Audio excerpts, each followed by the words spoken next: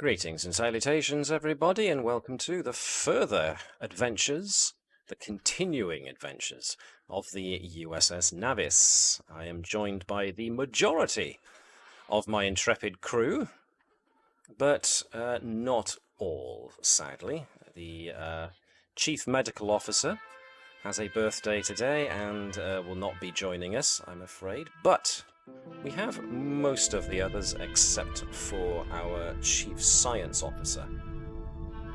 There was discussion about folks using the acclaim that they had managed to accrue during the last rather significant set of episodes, which was the massive 3-parter coming from the tricorder box set that Modiphius released some time ago. Oh, and while I remember, thanks go as usual to our Chief Medical Officer, Gareth, for making the intro video using mostly Star Trek Online's demo record feature. Having tried using it myself and going nearly mad, I have to say I thank him very much for doing it because I could not manage it myself. And of course, thanks go to William MacLeod for letting us use his Fanfare for space. Thanks as ever to Modiphius for creating the game so that we can have our Midlands adventures tonight. And while I'm thanking people like I've just won an Oscar or something, I'm gonna go and thank Ben Loons and the guys at Sirenscape as well for creating the ambience that you guys hear in the background. So You're prepping for the future, Matt. Well, you know, gotta. It's only right to acknowledge the efforts of others, especially when they make my life so much easier. So, was there going to be some expenditure of acclaim as we were just discussing? Mm-hmm. So I've already knocked mine up already before. done it, so yep, I see yours has already gone up. Nicely done. Andrew's has bulked hers up to 5. Nicey and nice. I've added just a random captain in on the people. Let's see, who was the random captain? Captain Gareth. Suren. Yeah. Okay. You can't see it, but I'm steepling my fingers in thought. I did have a human name, and I thought, nah, we need more aliens in Starfleet. What, you mean Janeway? She's too evil to be human. Janeway's not. No one really. She's cares not about even in the Janeway, really. quadrant at the moment, so. She's just an up and coming cat. You know, she's captain of a ship that's gone missing, and everyone's like, meh. I would say, Webby, wasn't that your theory Well- that her going missing was by design? Oh, yeah. It's yeah, only a Starfleet got rid small of her. ship that's gone missing.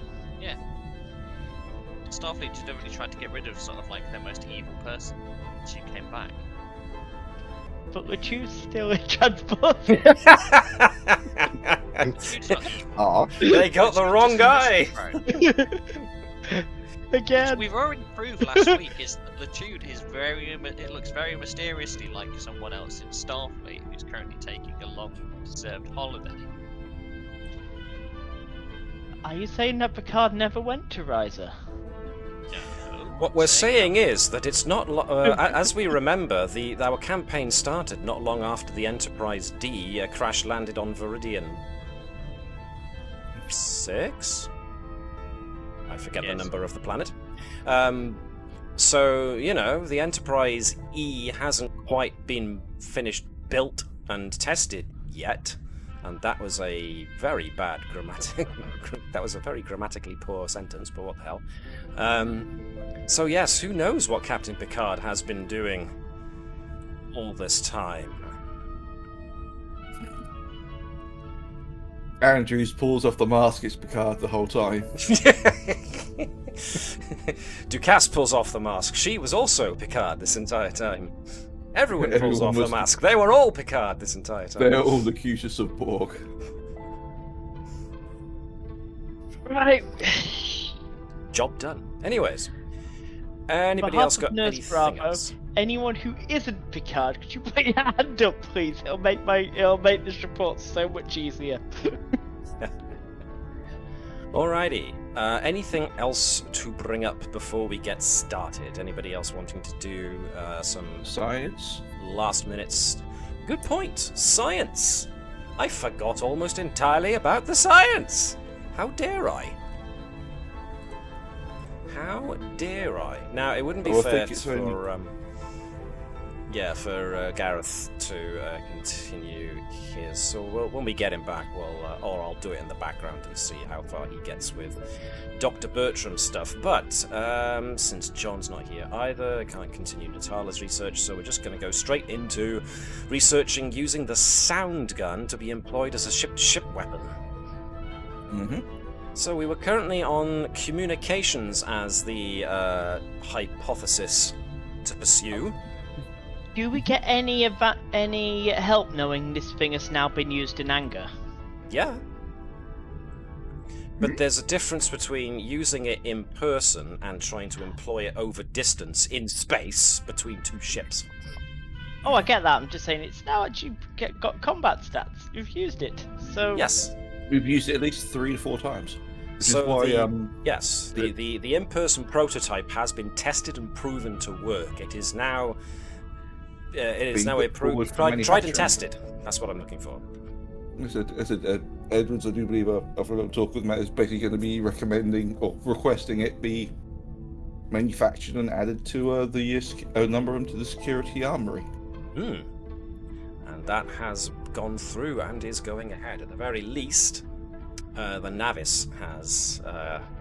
the captain has agreed that the Navis, at the very least, is going to have at least one sound gun on every deck in the security facility lockers. Andrews patted Edwards on the head and said, "Good boy," and then didn't take up the captain's request. Oh yes, Captain, there's definitely one on every deck. I'll show you, look, I'm taking you to deck 1. Here it is, look, Captain, on the turbo lift. Let's head down to deck 2. Ah, it's on deck 2. Well, Akira classes, when they were What you got constructed, against the gun?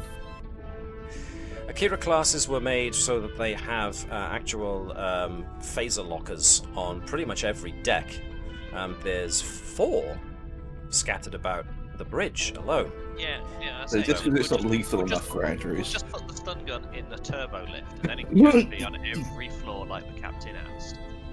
I mean, I why see, don't you sorry, actually I try- missed that. True. I'd say, why don't you just try pulling the trigger? You might enjoy it.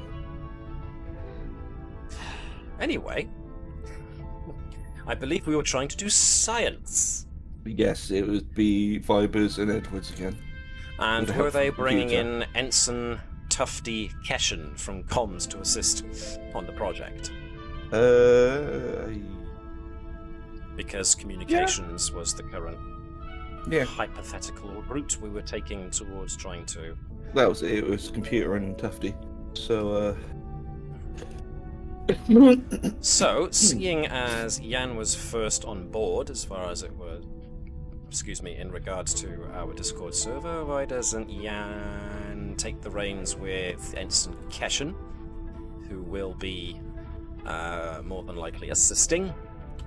So, seems to have reason and science already selected, so we'll go with that.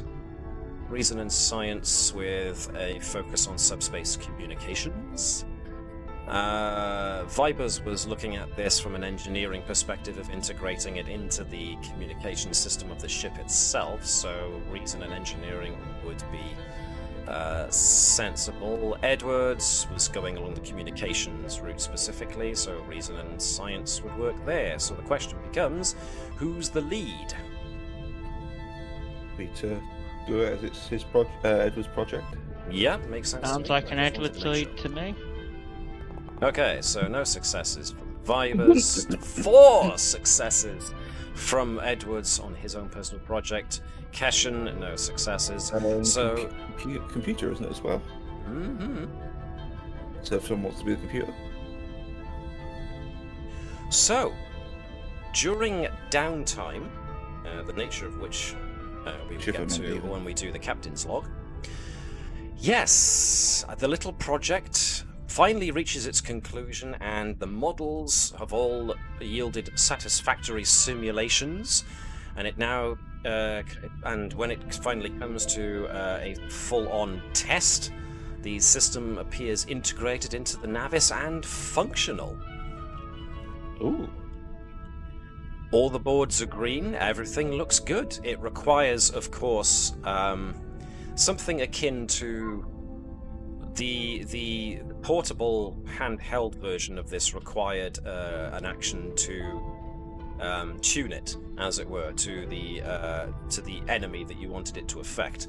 In a similar fashion, this system still needs the comms officer to facilitate the comm officer action of trying to hack into the other ship's communication system in order to facilitate the activation of the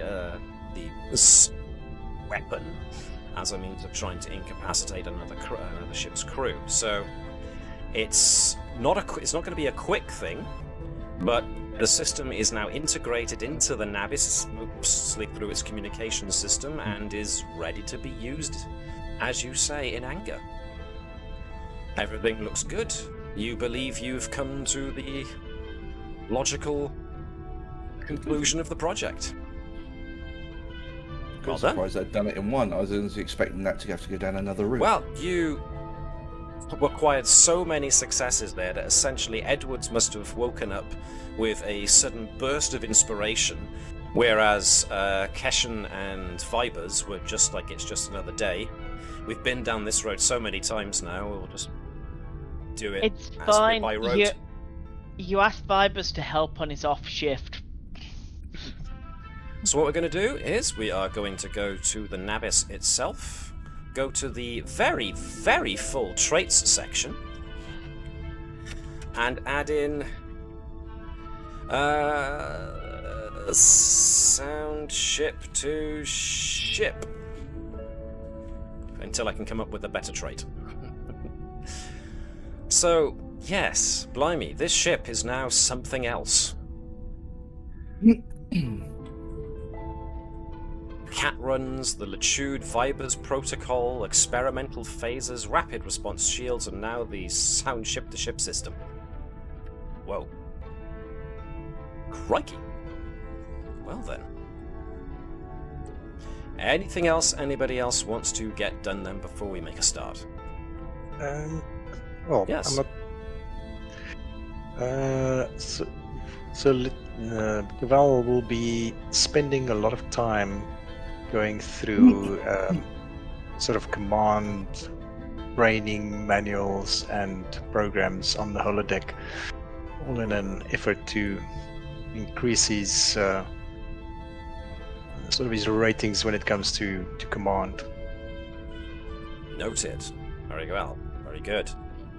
So Captain and I my will first be- officer have no doubt taken notice.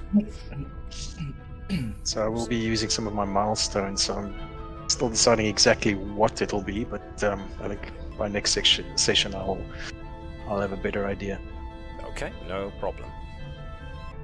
I mean, as a simple swap around, Cabal's engineering at the moment appears to be 3.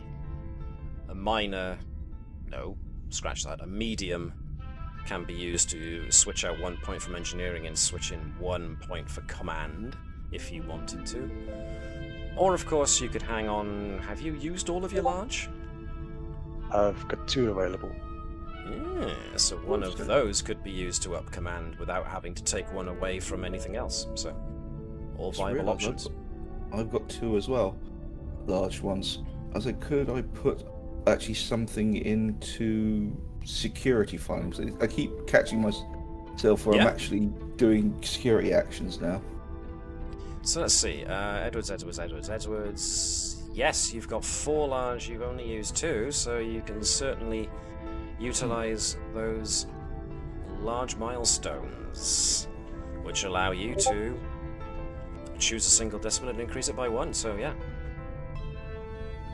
This adds security, which gives Edwards a point more stress on his track. There we go. So if you can do me a favor and go into your character notes in the journal section and update. Done so. Awesome. Thank you very much. Just to update the numbers to let us know what's gone up. Nice. When I say us, I mean me. Useful to keep these notes. Okay, anything else anybody else wants to do? What about mine and Nova's project? Ooh, yes! Yes, of course. Now then. So, I suppose the question comes down to, are you guys alright with discussing it out in the open where everyone can hear, or would you rather keep it as a to-one-side thing just between yourselves and myself?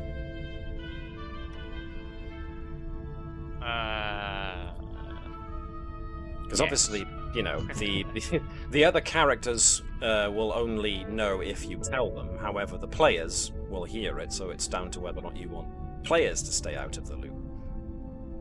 I think potentially that, as much as we try not to, some people metagame, so it might be a good one to keep stuck, but I'm open for it to not be. You aren't actually investigating Edwards to see if he's a changeling, are you? We know you're not a changeling. You're a human. You're the only human on the changeling ship. I'm sorry, but we can't reveal the results of that investigation. Yeah, It's pending. classified. Can I? We can't comment on an active investigation, Mr. Edwards.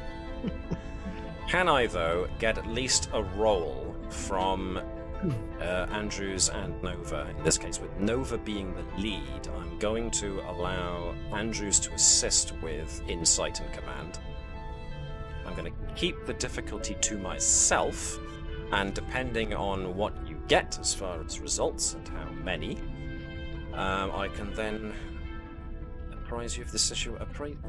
Appraise, whatever the correct word is, of the situation. Answers on chat, if you please. Of the answer to the question that you posed me. Wink, wink, nudge, nudge. Can I use one of my foci? Yes. I won't say which one. I think I know which one you mean. I think you do know which one I mean, but, you know. During this game, I think I also have one that is applicable. Oh, yes. Yes, you do. Do you know what? I'm going to burn a determination for this. Interesting, but makes sense. And I will also use my veteran perk. Haha! Let's see if it comes back. Roll the d6. Roll challenge dice. It occurs to me you can actually roll a proper challenge dice by pressing the red perform challenge button on your character sheet. On There my we are. screen, on my screen, the dice froze. I don't know what that is. It was a 4, which is a blank, so Yeah, I you think I've- don't get I it think back. I've crashed. I still show you in, but because you've crashed, it's no doubt kept the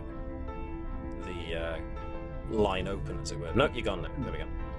Yeah, I'm just refreshing now. Cool. And now it's down to, yes, the roll. This is all very mysterious, isn't it?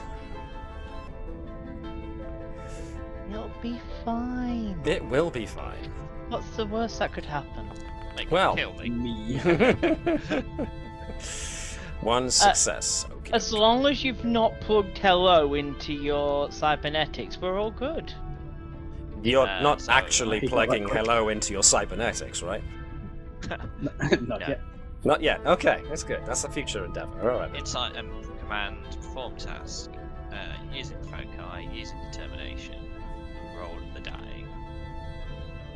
2 successes overall. So 3 successes overall. Okay, noted. Remind me. Possibly after the session when everybody else has gone home. And we will answer the question. Nice. Alright then, last call. Last thing to be done before we get started with this week's episode. Alrighty. Okay, so since the last episode, Finally got surely. it's 2 weeks later after you actually got shore leave in the end. You had a great old knees up with the crew of the Klingon ship from that's basically hung out with you guys in the Hefner Bay system for all of a couple of days before everybody eventually felt relaxed and went off on their merry ways again, back to the ongoing conflict between the Federation and the Klingon Empire. It has been 2 weeks since.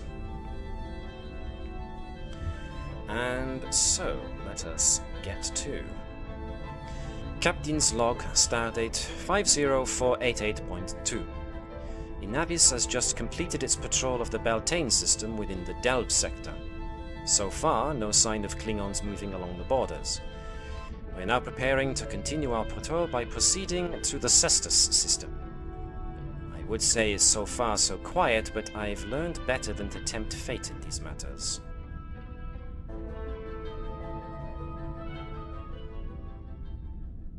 So, we find ourselves on the bridge, moving along with a course set to continue the patrol towards the Cestus system.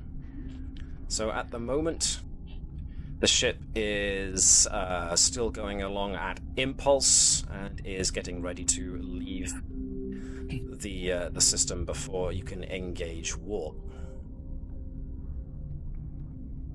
All systems are nominal. The crew have been quite happy with the lack of engagements recently with any Klingons.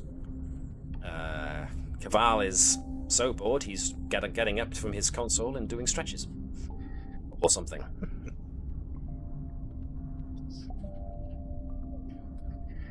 And I've even managed to polish the dents out the starboard nacelle. Well, yes. But the Carpathian will forever be scratched. There's just that one bit that always seems to get scratched. Well, Nevertheless. it's that and the fact that I put some nice enamel over the scratch. Just so one we night can't we'll tear it. find Caval drunk, just going up with the keys and just scrape it. It's like, oh, they want to be scratched, eh? And there's no memory of it in the morning. Well, he does suffer from blackouts, so you know. He does suffer from blackouts still. So, you know. At least if Every I night. drink, I have an excuse for blackouts. Excuse me with the itchy nose. In any case, the ship is moving along under its own power as normal, and no problems indicated. So, the ship is pulling out to the... I was about to say the Mandeville point, but that's entirely the wrong franchise. Entirely the wrong franchise, I do believe. At least I've only come across the word Mandeville point in regards to Warhammer 40,000, so, whoops. Yeah, we don't use madness as a way to power starships in this setting. We just Thank use it to goodness. power the crew. Just not trying hard enough. So let me go to bridge aliens. So everybody is getting along, and warp engines are getting ready to be employed so that you can continue. You can move on from this system of space to another one. When Please don't be a Gareth field malfunction. alert warning sounds on both Natala and Claught's consoles as Natala cries out, "Collision alert! Incoming object travelling at light speed on a direct course for the Navis." At which point Captain Ducasse yells, "Helm, evasive!" So, very, very quickly, I'm going to ask for Caval to give us a daring and con, and I'm going to need somebody to be the Navis, so if I can get... are we allowing Davis near the dice yet, is my next question. Nope. Nope. Alright, in that case it'll be Webby. Compliment, yes. Or does Webby want to do it, or does Sean want to do the ship? I'm not being responsible for a screw up in the first 10 seconds. 10 seconds, Jesus, that's long going there, Navis. So Oh, whoever's go on, gonna- go on then, now, Navis. engines and best. con for the Navis, and daring and con for Cabal Fazanan, please. This will be difficulty 2. Engines and con, you wanted. Engines and con for the Navis, please, yes. And this is going to take a point of power from the system as power is thrust into the maneuvering thrusters. Okie dokie! Oh, There was a Cabal. complication. Sorry. It's You all still the do- late nights I've been putting in on the training manuals. Yeah, Apparently still so. doing the calisthenics, it's just like... So, impact. So yes, there is a terrific groaning from the ship's superstructure as Caval basically throws this thing into a not a turn exactly, but basically pivots on its axis and leans out from the incoming trajectory of whatever object this is that's streaking towards the Navis. So you got 2 successes, which was what I needed, but the which is what I asked you to get and what you needed. The object passes right through the warp wake of the Navis and makes the entire ship shake. So, once again, folks, if you're watching at home, I invite you with me to do the Star Trek shake. Either with your cursor or by waggling your cursor or your token, or just doing it like I am on camera. Nova's doing the really extreme one where you go from one bulkhead to the next. Okay, so what we're going to do is that the superstructure of the ship has taken a breach. Not 90 breaches, but just the one. Didn't fix the breaches from last time. How very bad. So power was put in order to do the rather severe turn, but the superstructure did groan and something might very well go bang. So I am going to ask for... who was it that got the complication? Yeah, and I'm going to ask you to roll me a d6, please. 6-sided dice, or challenge dice as they're called in this game. Oh dear! We got an effect, to my ship. which means a console explodes somewhere, and somebody might get an explosion in the face. Let's see who it's gonna be. Dr. Bertram! It's not even here. We're killing Bertram. Oh no! Don't worry, the power of Moss will save him. That sample he keeps in his pocket at all times will absorb the concussive force. Unfortunately, he can't apply it himself, and no one else is trained in Moss. If only we'd gone to the lectures. So, unfortunately, even in sickbay, the extreme maneuver required to get the Navis quickly out of the path of this incoming object throws everybody off balance. People not only do the Star Trek shake, but some people actually fall over their consoles, including Dr. Bertram, who was just minding his own business, doing whatever, when the superstructure groaned and his console in front of him exploded. The good news is he's in sickbay already, so... We need a Bertram plant was pot. he was looking up Moss. Said we need a plant pot, some soil, some fertilizer, and a finger. We can grow a new one in time for him to come back next week. Technology. We just don't want to spend too much money. So, yes. An attitude will fix it. Well, it's funny you should... So, yes, the ship eventually rights itself. And the first thing Captain Ducasse asks is, damage. A damage report. At which point, you get to move to Ensign Keshen.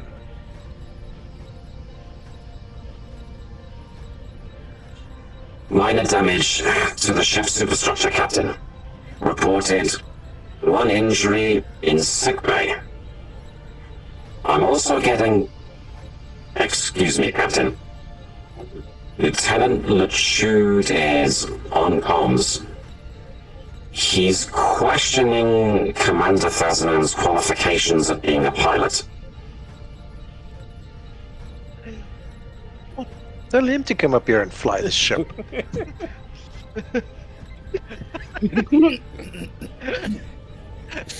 Notify Lieutenant LeChude his point has been received and will be processed later. Somebody get me a line on whatever that was, says the captain. So since we don't have John here as Natala, we can get Nova, who's as operations officer, to also work the sensors to give it a good old look. Right. So, Sean, if you can give me a control and science check, please. None of your focuses really apply here, but we can get help from the ship. So, boo. But do we need to? Let's have a look. 2 successes. No, we don't. change the ambience here a little bit. Things calm down somewhat, and Nova gets takes the captain's order and starts scanning, and you do actually locate the object that nearly collided with the Navis. It appears to now be stationary, a couple of 100 kilometers away from you, but easily reachable with impulse power. The object reads as mostly metallic and definitely seems constructed. There's also a crude but very definite warp signature to it. The craft is not big and only has about... Let me just count this to make sure I get this correct. There are only 6 life forms on board this rather small vessel, and it's now just drifting.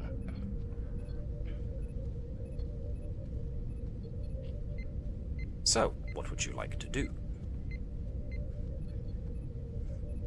Wind the windows down and shout at them, space hooligans. Just flip him the bird and fly off. That was how we lost the bridge.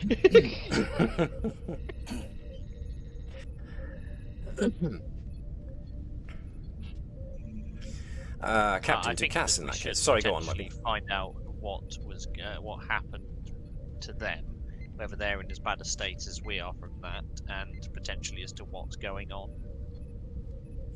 Anybody who wants to get on sensors and have a look is certainly able to do so. And, I mean, either Nova can have another go at sensors, or somebody else can have a go as Natala.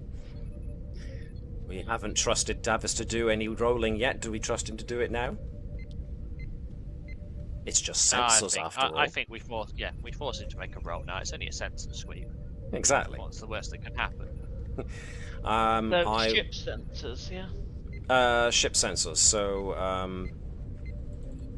So Natala can use control and science with the focus of sensor operations, and the ship, which I will get... We've come around again, so Jan, if you can get the Navis to assist with sensors and science as well, give the other ship a good old looking over.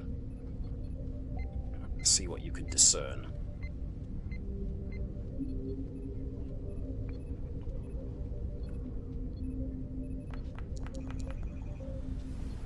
Okay. The Navis itself wasn't much help. Let's see how Davis manages taking command of Natala. Alright, so that was... Control and science. Control and science. With focus of sensor operations, or the equivalent. Okay. Okay. Ooh. You got the best and worst rolls simultaneously. You're welcome. 20 and It was the best of times. It was the worst of times. Nice. Right. Okie dokie. Well, you are able to get a sensor scan off and determine that what nearly hit you is indeed a ship, a small ship, and apparently warp capable. The mineral composition is fairly... How do I put this? Not basic, but the entire hull of this small ship has been made from the same mineral, mostly tritanium. And Every one of ours. The casting of it, the layout of the ship does not suggest a Federation ship. In fact, this ship looks pretty... I'm going to say haphazard in its design. Very, very simple. And yet, definitely has traces of a warp signature to it. So it appears that at least according to what you witnessed, this vessel was warp capable. However, there appears to be some damage to this other ship. The sensors read a couple of small fires and electrical shortages going on the ship itself. Commander, this ship, it's not one of ours, but it was warp capable. And it looks like it's relatively primitive.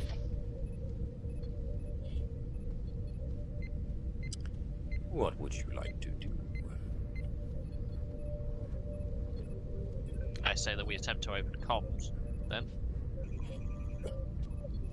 If they're warp capable, or the fact that they may have just tried to do their first actual warp jump and that's what happened.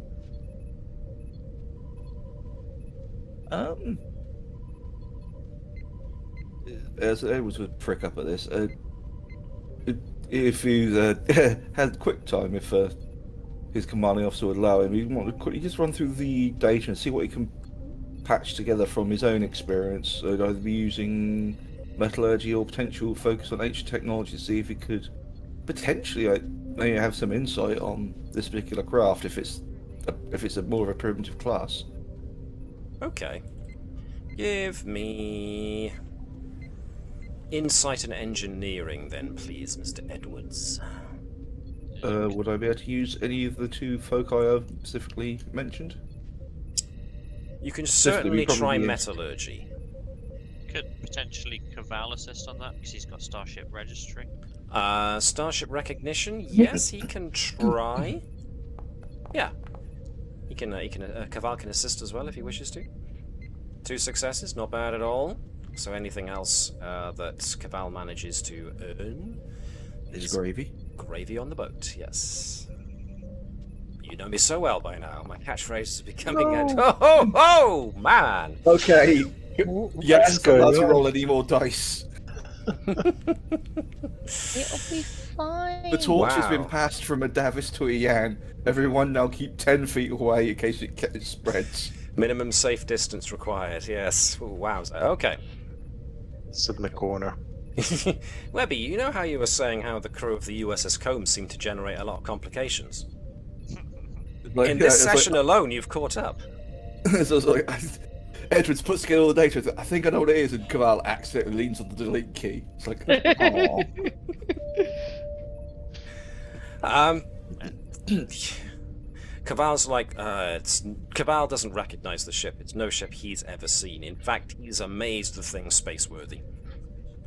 In fact, Caval's very much a case of, are you sure it's warp capable? Because it doesn't it's look like it pack-led. should be. It's pack-led tech. Caval is so distracted by the hideous appearance of the ship, he's like completely doesn't know what's going on. He blacks out. There's no sweep to the nacelles. Hell, I can't even see any nacelles. How Edwards, many though. Pac-Lens can you fit in this thing? Okay. Edwards, meanwhile, using what he knows of metallurgy and he's looking for ancient technologies and stuff. Okay. Scanning the metallurgical composition of this other ship, Edwards is able to identify a couple of places where there are definite signs of what could only be mold casting, which is interesting. You would imagine somebody who is at least advanced to the level of faster-than-light travel would have fairly complex construction methods. And yet, the casting and the shaping of the ship appears to have been done pretty rudely. There's definite imperfections in the metallurgical composition.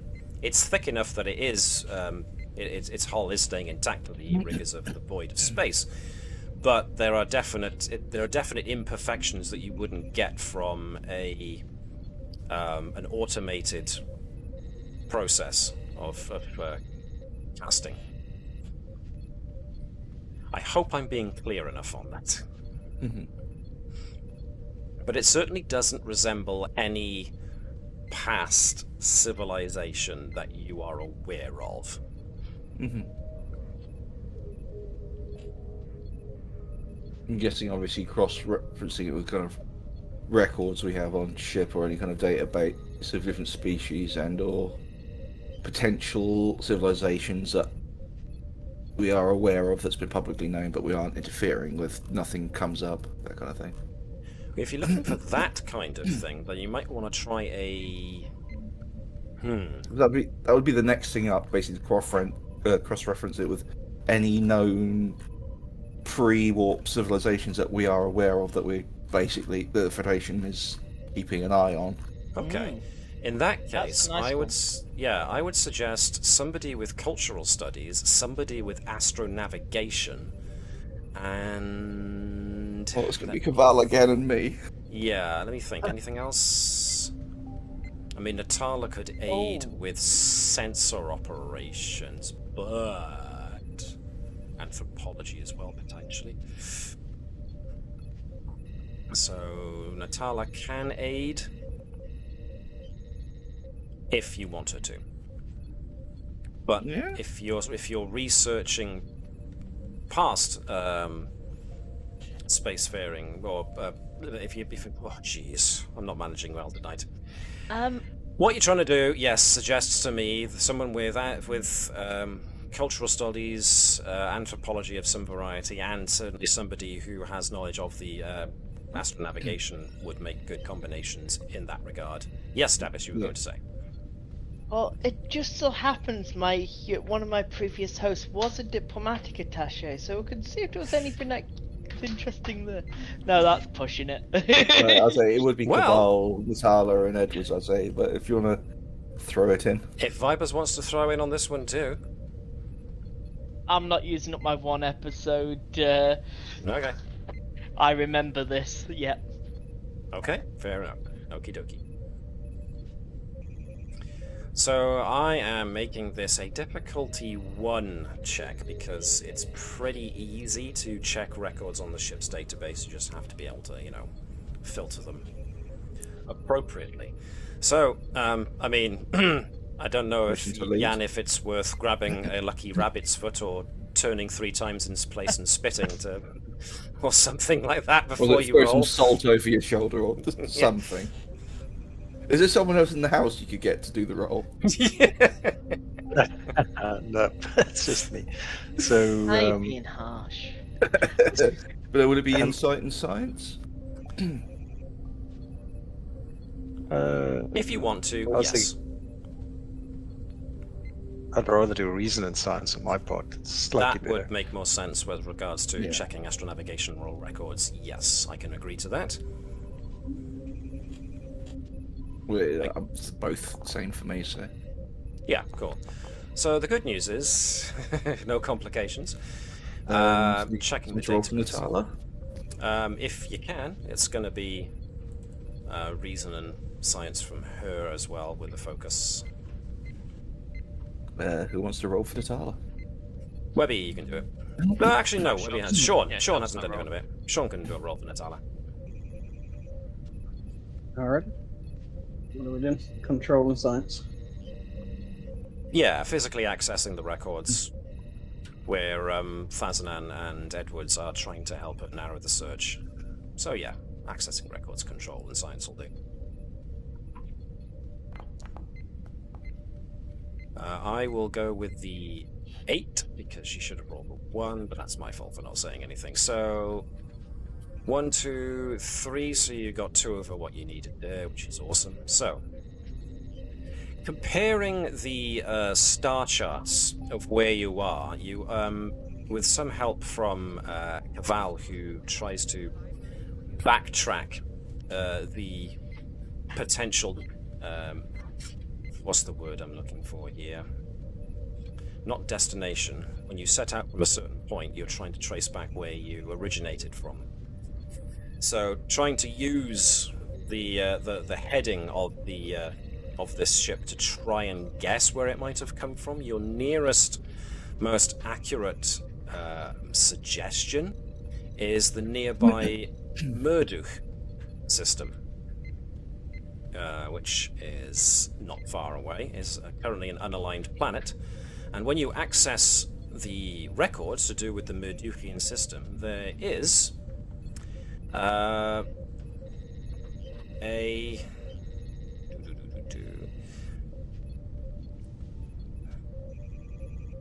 there is record of an indigenous civilization in the Murduchian system, but on last record, which was about a year or two ago, the Murduchians were in an early industrial age.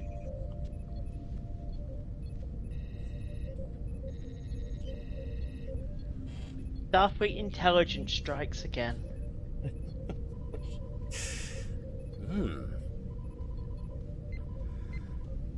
So, last Starfleet science, or indeed any of the Federation was aware, these people were learning how to essentially make steam engines. And whatever I find out, up to the bridge. Okie dokie. So, hearing this, what would you like to do? Oh, if that's the case, then they've broken the warp barrier, so first contact protocol kicks in. Alright then.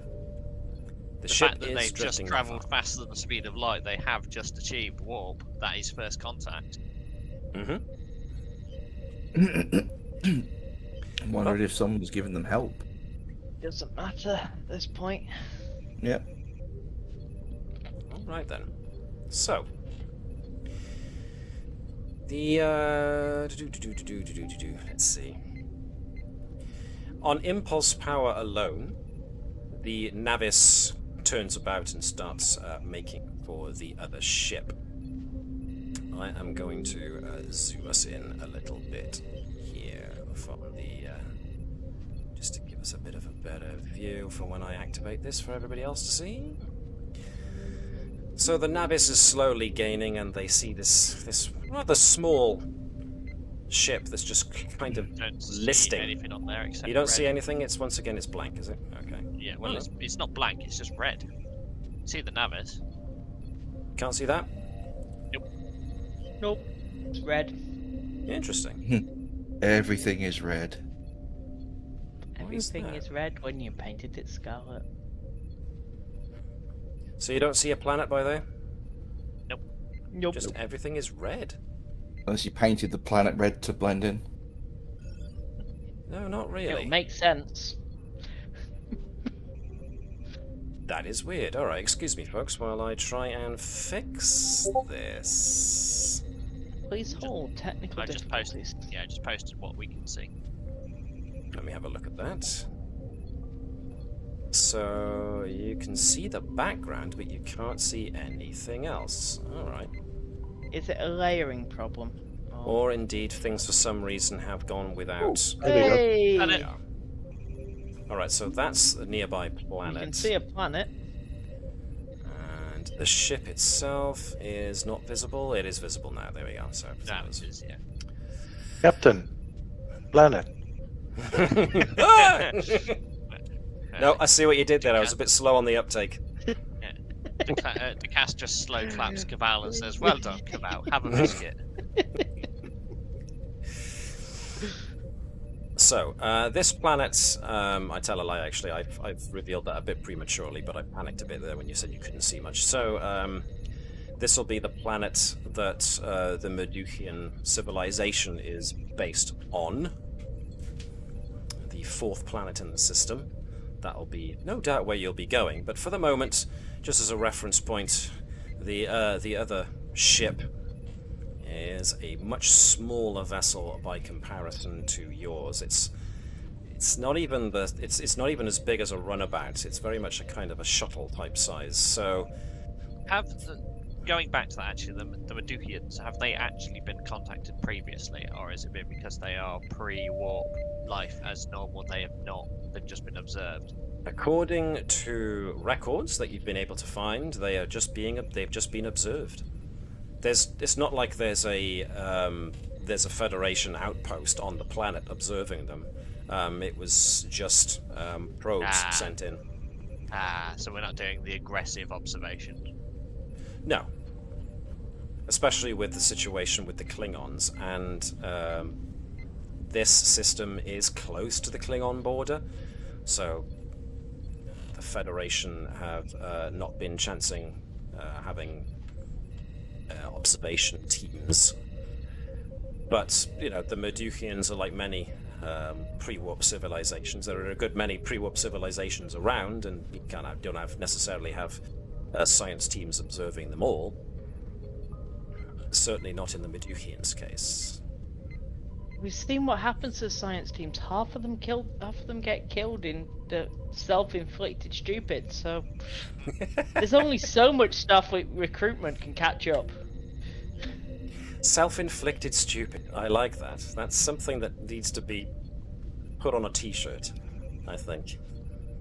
In fact, I'll do that. I'll have a t-shirt with self-inflicted stupid on it, I think. It's a good phrase. Sums up a lot of things that happen in this world, I think. Anyway, moving on. So it's muted. If I was still in Ipswich, I could actually have that made up because there was a shop that allowed you to make your own t-shirts. There's loads of shops that do your own t-shirts, not just like an Ipswich special. I know, but I specifically knew of a place where it was easy walking distance, so I could have got it knocked out within a week. All custom-made t-shirts in the entire world are made in Ipswich.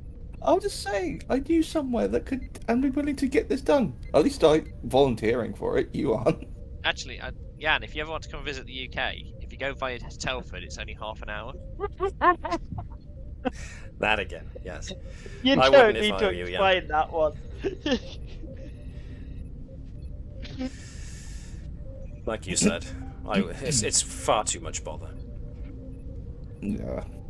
So, the Navis is slowly closing in on the Modiphians' ship. What would you like to do? I'm going to bring us back to the bridge now to make things a little easier. The ship is damaged, it's low on power, it's listing, has no shields to speak of. What would you like to do? Well, if they've got no power, then it probably means that we should help out. Raptor beam them into a hold because I don't know if it. Commander, how many engineers do you need for this away team? Well, I think that the ship's not big enough to send an away team over, so we just, like Nova said, is we beam the crew to sickbay if there's no signs of oxygen.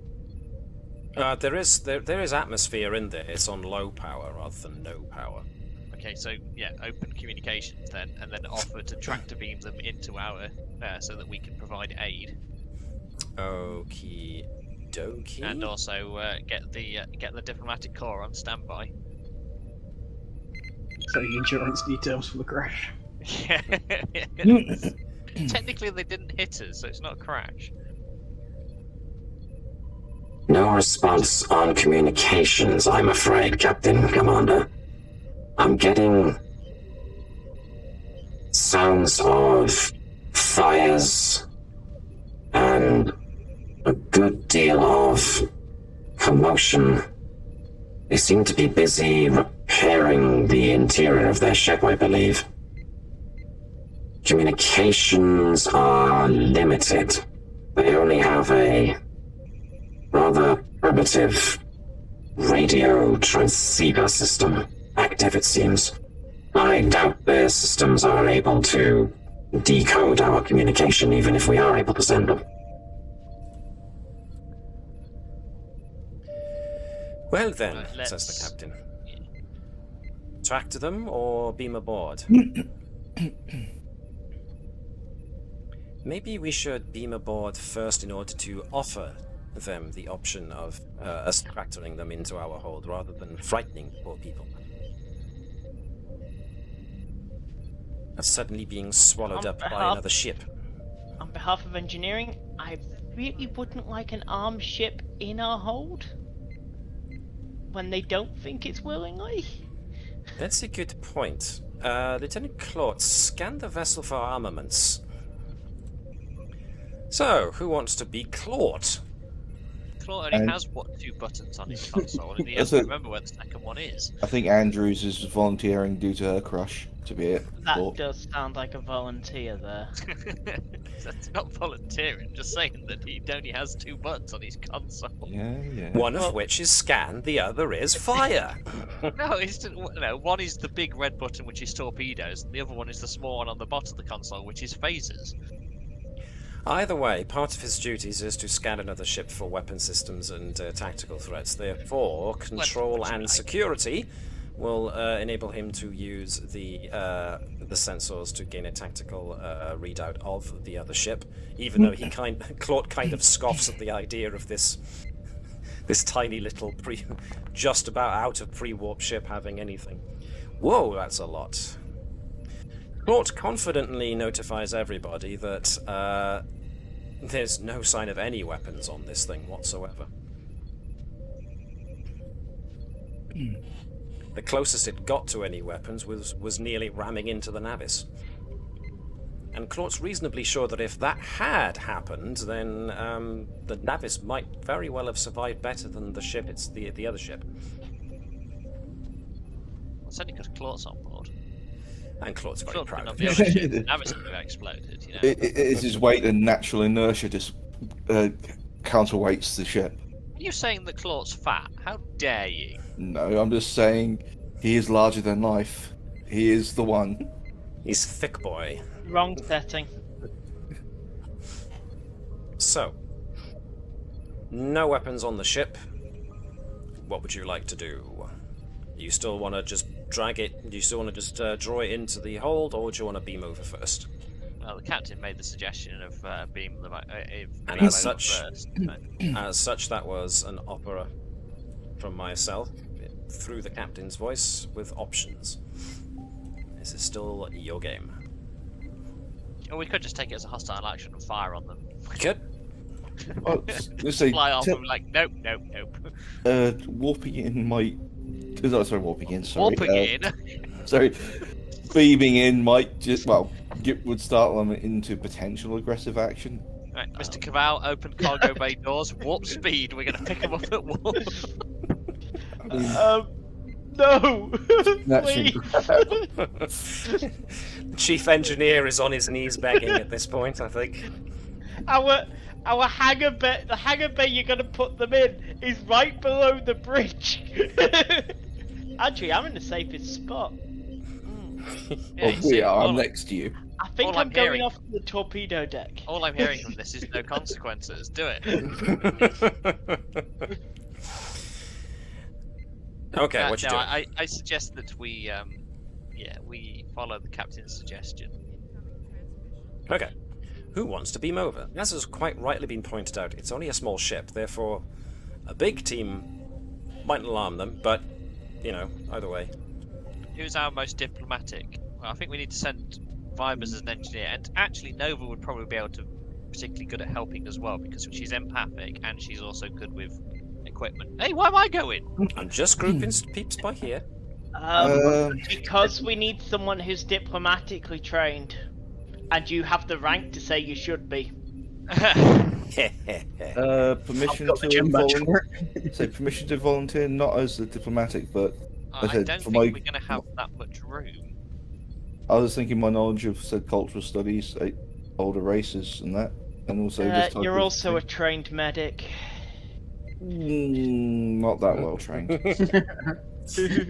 It's a good thing Bertram's unconscious, otherwise he'd rail at that. It's alright. You were trained very well, I'll have you know. I You just, don't know their biology. You It can't just- get it that far wrong. sorry, I'll rephrase. It didn't stick very well. That's why I did not pursue a career in medicine. For some reason, Dr. Bertram's just been restrained by the medical crew. I don't know He's getting why. up from his bio bed, rather angry. Yeah, he's foaming at the mouth whilst unconscious.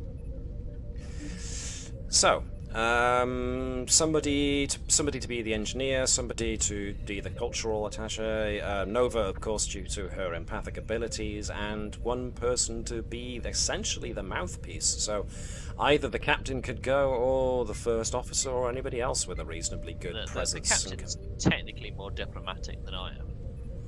She does have composure. That's just harsh. As a focus rather than diplomacy as a focus, but yeah, okay. She has the spirit of discovery, which is like the talent. That's what I've got, I think. And she doesn't get off the. She doesn't always get to go on away missions, so why not? We might as well throw in, and it's her birthday. Yes. She's only one It's my day birthday. I can closure. go on the damn away mission. All right then.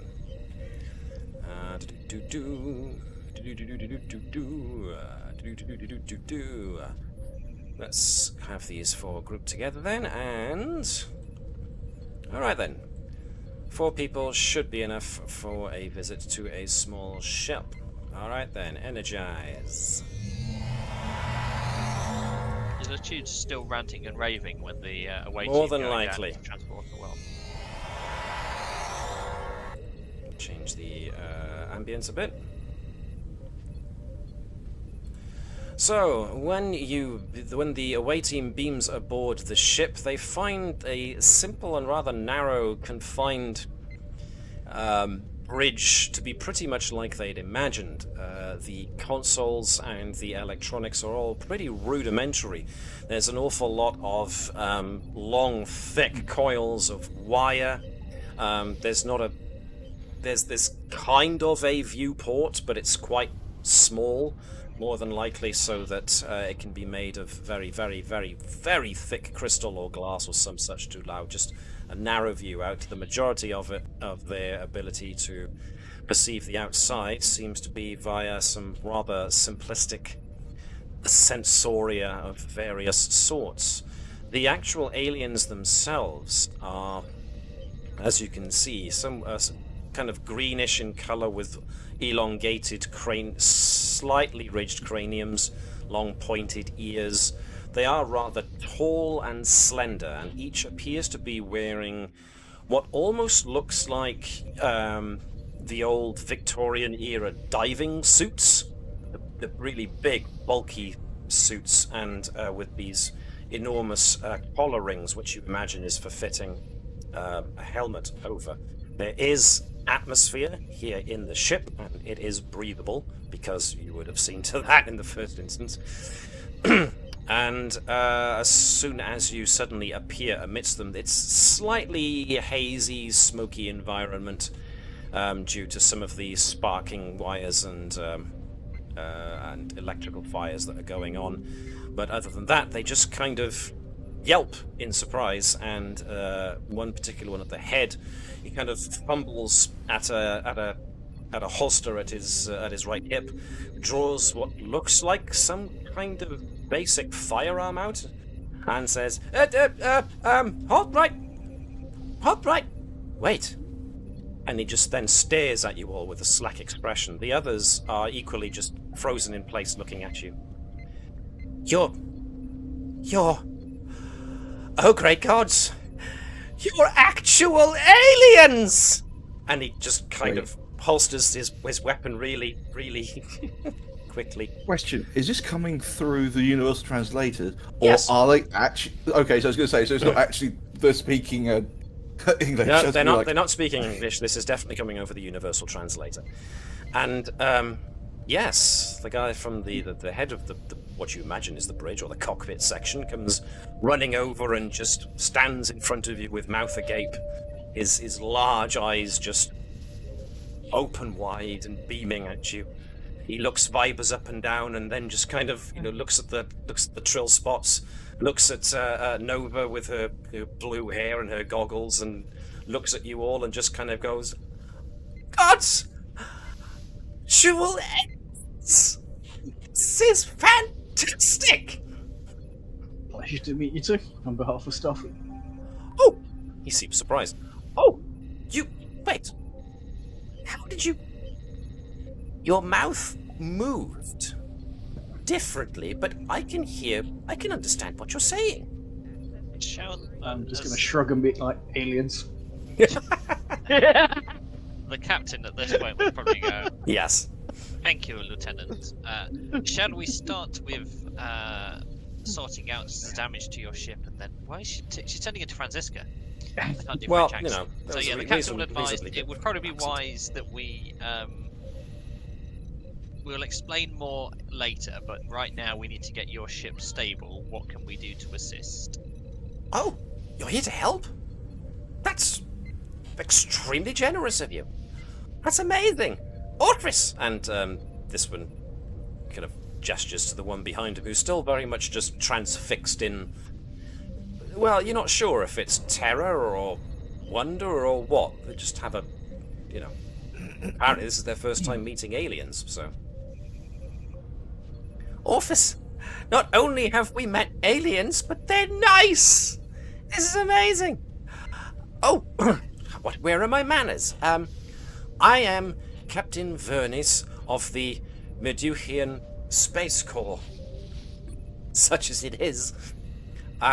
This is my primary pilot, Orpheus, and over there is my operations officer, Ephrail. Yes, of course, we're damaged, yes. Well, we're not exactly sure what happened. We were test driving our FTL system, and then all of a sudden there was a lot of shaking, a lot of turbulence, and our engines just sparked, caught fire, and gave out. But, well, any assistance you could possibly give us would be, well, fantastic.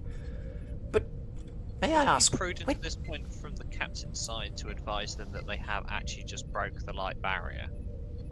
We did? Oh, fantastic! It worked! Just like the chief science counselor said it would. Oh, I knew he was a genius, that one. Well, of course. Right. Give me just 1 second. Captain Vernis moves over to a panel on the wall, and it seems to have a speaker, a microphone speaker, set into the wall, and he presses a big, chunky, clunky button. Ridge to Engineer Ibok. We have visitors. Can you believe it? But yes, they are volunteering to assist us with our problems, so you'll be receiving assistance momentarily. Just stay calm. I know they look strange. Just try not to stare. And without much of it, there's no reply as such. There's kind of a grunt on the other side. He's busy. But yes, Right. anything you can do. Just follow the corridor straight down, and you'll eventually come out to our engineering section. May I go, please? You can go. Yep. We'll Plays see a what we strong. can Wow. Yeah, plays a That's a strong translation error. No, it's not. He's one of our best diagnosticians, but you're out of the way. Basically, Edwards would request to go with Vibus to the engineering while recording and studying as he goes. Yes, the captain would probably. I'm more like the captain would suggest that we don't play.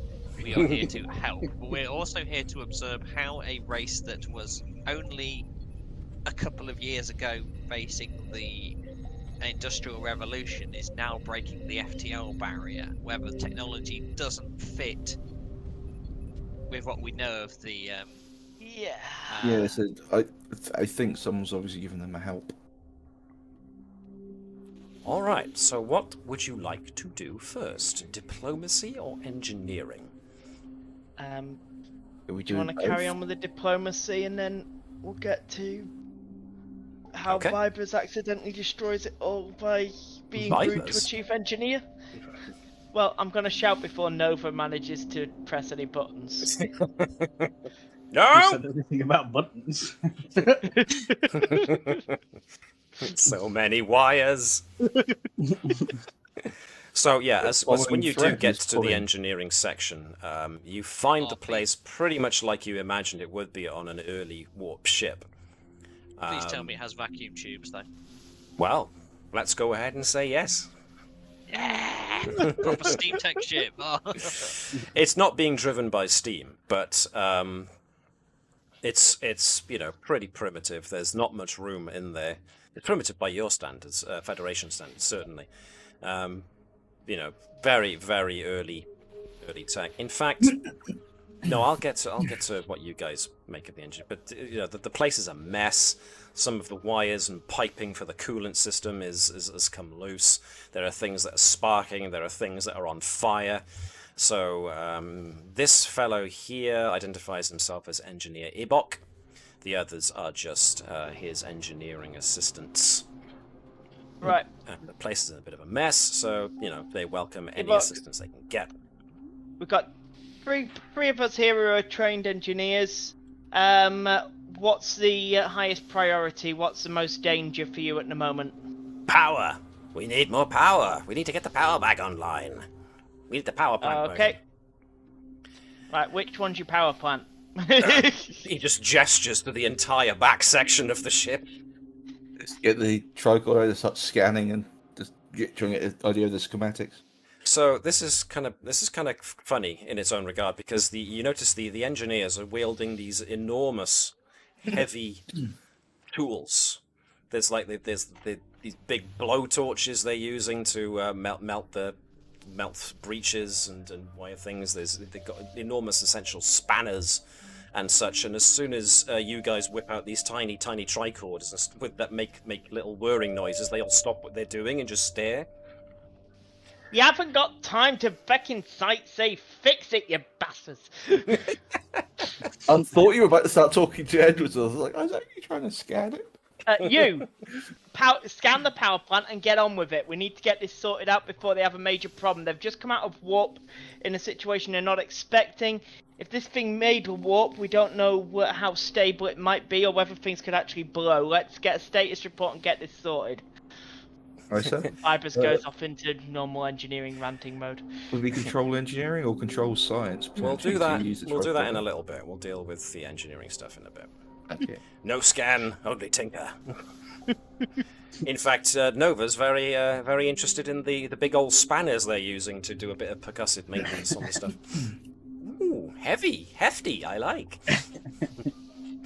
And as soon as Vibers starts going into chief engineer mode, Engineer Ebok just points to Vibers and goes, "Yeah, see, it's not just me."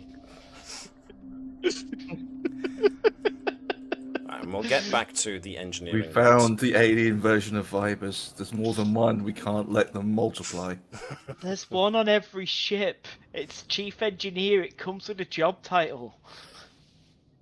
So, back to the cockpit with the captain and the other captain. What would you... Are there any specific questions you want to address first, or do you just want her to make a check to see what she can glean using a task? Yeah, I think the captain would be engaging in the diplomatic kind of first contact conversations to find out what they were doing, how they did it, what led to this surge in technological discovery, just generally trying to get an understanding of what's going on with them. Cool. Can I get a presence and command check from the captain then, please? I mean, she can use a history focus because there's a long history of first contacts and protocols to draw from. So, I'm not gonna say, but no, the difficulty is just gonna be 1. Nice, over and above what you needed by quite a high amount. Okay. So yes, the captain engages in her usual diplomatic tone and goes full diplomat role. What she gleans from Captain Vernis is that yes, the Modiphians have now just embarked upon faster than light travel. This is the maiden voyage, their very, very first attempt, and the fact that it succeeded is extraordinarily pleasing to Captain Vernice, and he's very excited. He does the overeager grin doesn't escape his face the entire time. He's practically bouncing on his feet the entire time. This is their first time. This is their first time. This was the maiden voyage, the very, very first flight. There had been test flights, of course, but you can't very adequately test drive a faster-than-light engine when you're on a planet. So this was the first attempt, and yes, he's most enthused to discover that it was a success. So, yes. The Modiphians, yes, were in the early stage of industrial action on their industrial age. Let's go with. I say they on strike. They are now. But Vernice credits the Minister of Science as being the one primarily responsible for the the leap in scientific Advancement. The word. Thank you. Advancement that was necessary to achieve this maiden voyage for their faster-than-light drive. So, yeah, he heaps tons of praise on the Minister of Science. He says that the Modiphians have been lucky to have such a genius amongst their own kind. Yeah, so the captain would then subtly go down the conversation of asking more about the Minister of Science. You know, where did he come from? Has he always been known as a genius, or is he a fairly recent kind of like? Does he have big ears? Yeah. Well, technically, we all have big ears. Says completely unrelated question, of course. Vernice would point out that all Modiphians have got big ears. No. The Minister of Science is one of our own, although a northerner, mostly. Not from the capital, like many of the scientific community. Most folks further out usually couldn't afford an education, but yes, our Minister of Science, the great Danan Kalzish, he was apparently something of a recluse. And only within the last half a decade or so, eventually came out and made contact with the majority of our society. He said that it was time to finally see if the designs that he'd been working on in his head, in his isolation, were actually going to propel the Modiphian people, as he suspected they would, to the glory of the stars. And well, to not make too fine a point on it, the captain gestures to the ship. I think he was right. The man's amazing. Credit to our people.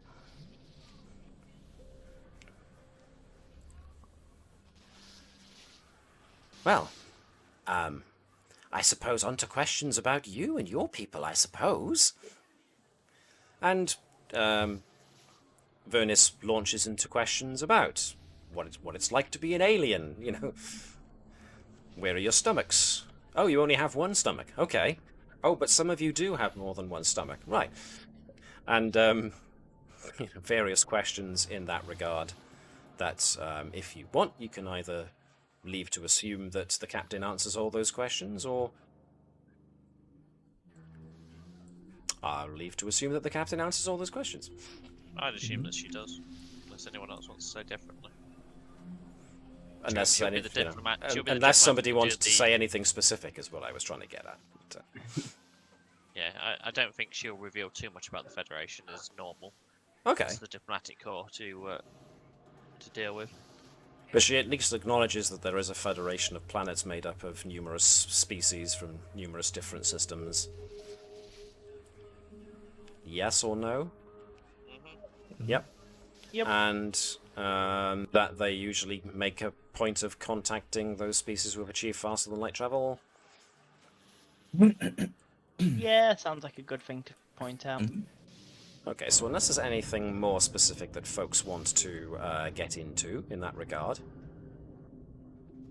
and I will assume by the silence of a no, then we will go back to the engineering area. So, yes, some things are burning, some things are sparking. It's all very loud in here with all the there's coolant leaking.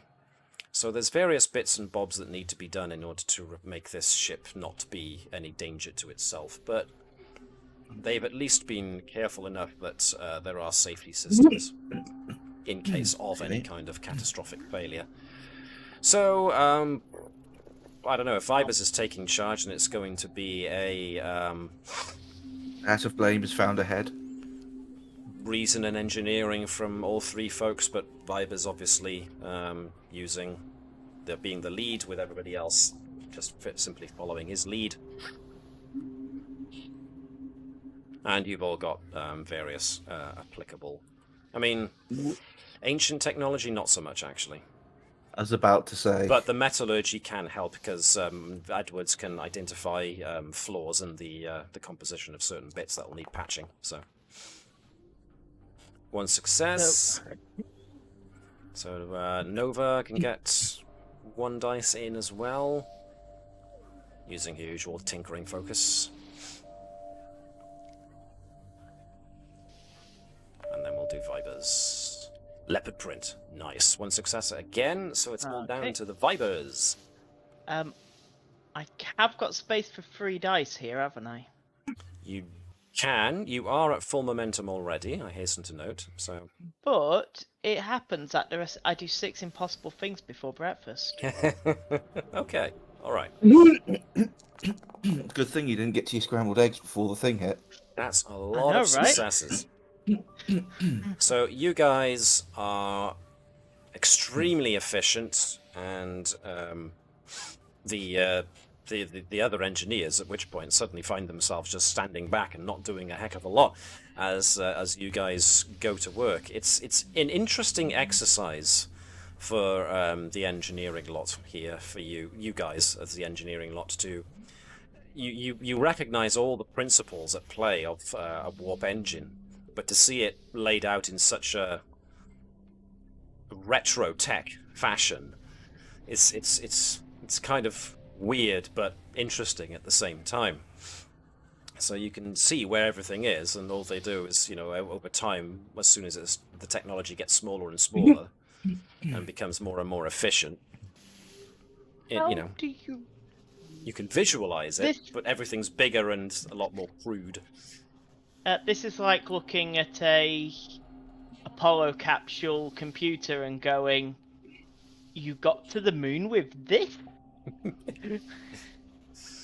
Also, not too far off of, there's a scene towards the end of the most recent, the Top Gun sequel that was finally made. I've not seen that yet.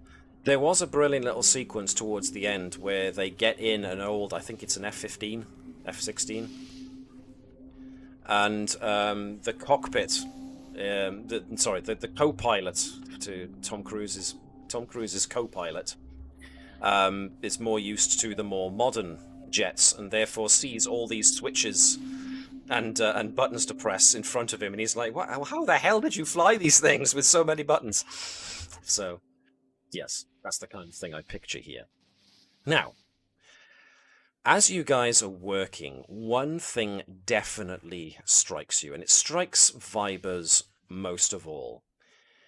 Because you can picture everything, you can even though they're not anything like Federation standards, you recognize the core, you recognize the coolant tubes, you recognize the antimatter feed and everything like that. You can see where they all are, and even though they're made differently, you can still picture it. But Vibers, there's something too familiar about the specific method used of warp travel.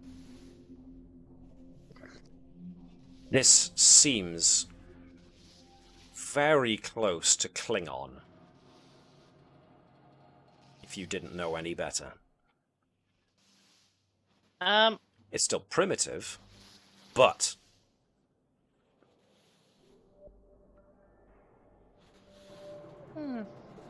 So, Ebok, quick question. yes. Did you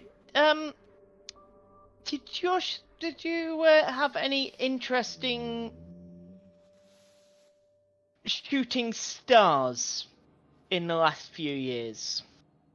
Define interesting. They're usually just balls of debris burning up in our atmosphere. Basically space trash. It'd be You get interesting if balls it of landed, debris got up and burning walked up- around. Not that that happened, mind you. Right. How often do you get space trash that falls out of the sky? I don't know. Not an astronomer, so I don't tend to look up at the stars. I'm an engineer.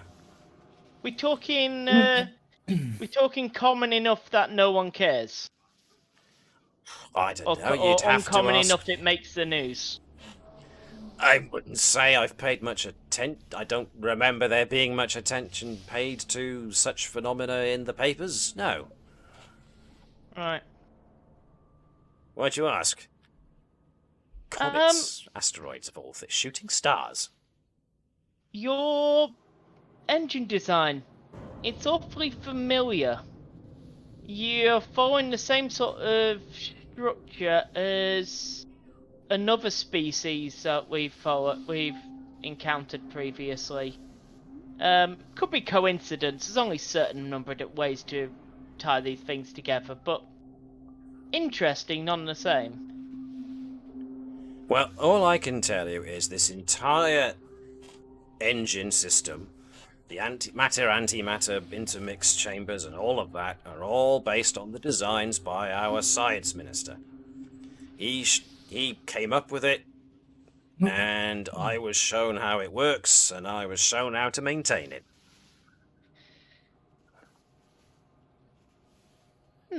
Some of it's still a little beyond me, but I was trained for a good long time in how this thing's supposed to work and what bit goes where and what to do when stuff happens. I don't have any of these fancy little devices that you've got in front of you. I've got no criticisms on your team at all with the equipment you've got. I'm quite impressed with how you've kept all this thing together. Well, thanks. And your little Now his ego's warbly thing is impressive too. Not satisfying as a hammer, though. Oh, I miss that. I miss having hammers for some of this stuff. So much more satisfying when we get a good whack. It's called percussive maintenance. Very much so. Don't you dare do because they've maintenance on my ship. Oh, so that's why there's a scratch on the Carpathia Caval. Oops. You're not supposed to tell him.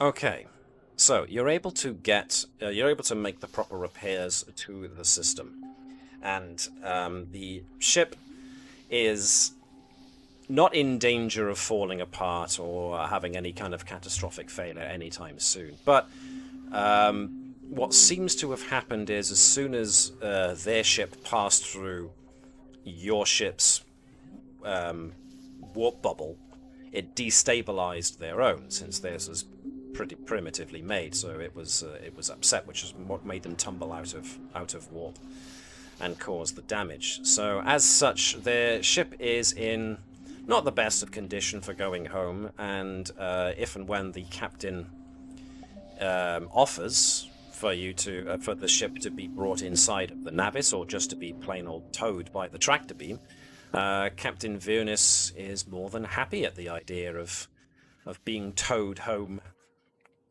and is very excited about the prospect of getting you to basically meet his people, especially not just the Minister of Science, but also the Meduchian leader himself, Silgorn Nerdris. I think while this is going on, the Navis would have also contacted Starfleet to advise of first contact. Okay, no problem. Yes. see if we can get someone from the diplomatic corps here ASAP. It will be a bit of time to do so, but in the meantime, yes, very interesting. Now, what Vibers has just learned, I'm assuming he's going to let it be known to the rest of the away team command crew, but is he going to do it out in the open? Brought it back to the ship. I've been giving an update to them here. I disable my universal translator on my comm badge for a minute, and I report it back to the ship in Trill, just in case they've picked up enough English to figure it out. Okie dokie. So, and yes, go on. Someone on the bridge can pass that on. Righty-ho. So, Keshin's sat there like, oh god, I'm so rusty and Trill. He either wants me to... On my end. Commander, I think Commander Vibers wants me to cook him breakfast, or... No, wait. Wrong consonant. It sounds like Vibers. Bridge to Mr. Monoko. Prep for breakfast special for Commander Vibers. So, as you can imagine, even under impulse power, it won't take terribly long for the Navis to get to... they'll warp in between systems. They can get to the Murdoch system in not too much time. In the meantime, of course, the alien ship is brought on board so that it can be basically kept in the hangar, which becomes an immediate point of curiosity for pretty much all of the flight crew, who are just sat there looking at this cobbled together, almost podcast warp ship. They're all giving it a gentle poke to have a look. But the crew are, of course, brought on board, and Captain Vernus is way, way eager to be given a tour of your impressive ship. And he's just there completely overwhelmed by everything he sees, but in a good way. Overwhelmed, because he's just full of enthusiasm for the whole thing. And you make good time, and are now very close to the fourth planet. Did I say the fourth planet or the fifth planet? I'm going to go with the fourth planet. So, no, you don't glean any new information from the Murduchians. I've been muted this whole time. Yes, sorry. I said you were right, you'd say fourth earlier. Cool. Excuse me a second, just drop something. Yeah. So yes, you don't get any new information from Captain Vernus or the rest of his crew in regards to Murduchian society that you haven't already learned. Apparently, it's all the same thing. The Minister of Science is the one pretty much behind this sudden advancement in technology, and the Murduchians have never met aliens before, so this is going to be quite the occasion for them. So Captain Vernus offers to show Ensign Keshin how the right frequency to transmit a message to the planet's surface to say that the crew are all right, that the thing is that the ship is fine, the FTL drive worked, and that he's now bringing guests back to the planet. So yes, it's basically going to be official first contact with the government of the Murduchians. So, who's going down to the planet?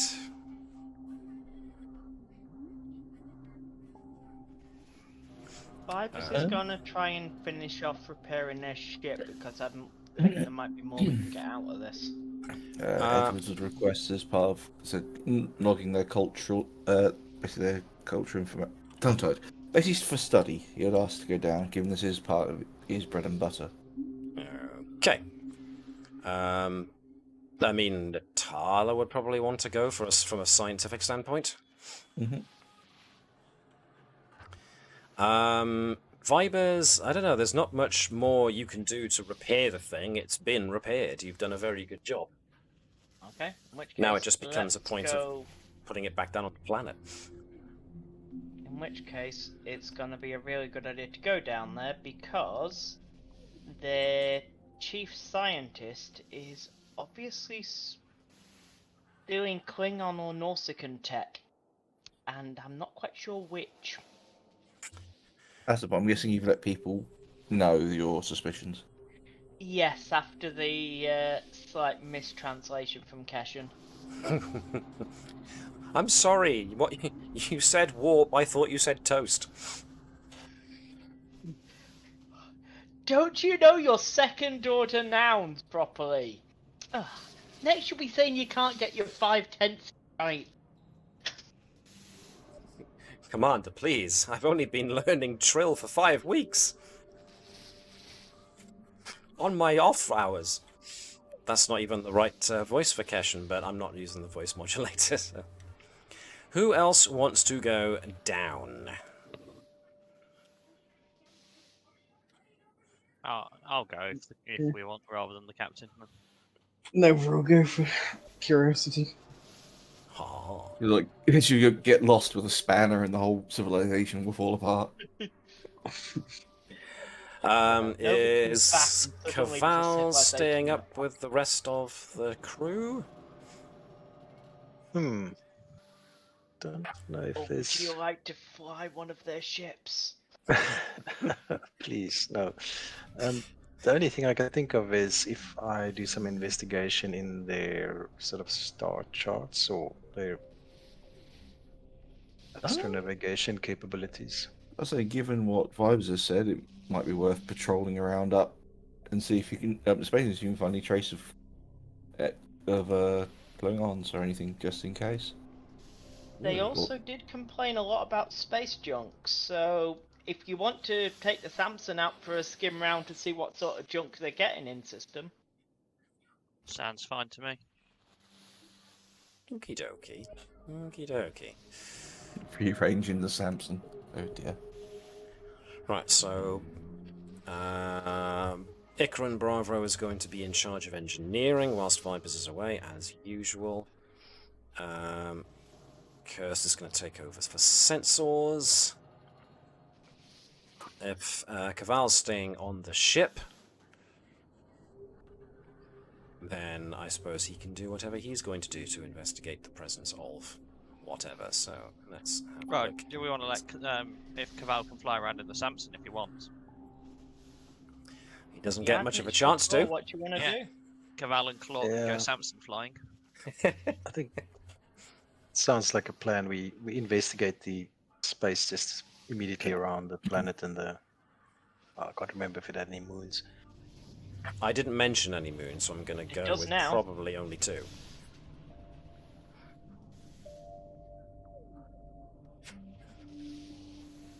Yeah, so I think a bit of investigation in terms of their near Earth orbit. Well, not just near the whole Earth orbit, but yeah, what's happening in their immediate neighborhood. Alrighty, where's the Samson? There's the Samson. Let's put the Samson down. And just for ease of reference, let me take Caval's character and Claude's. Just copy them. Whoops, wrong map again. And we will get back to Claude and Caval, the 2Ks, after we deal with diplomacy. I don't think Caval, Claude, and Keshan are never allowed to be on the same mission.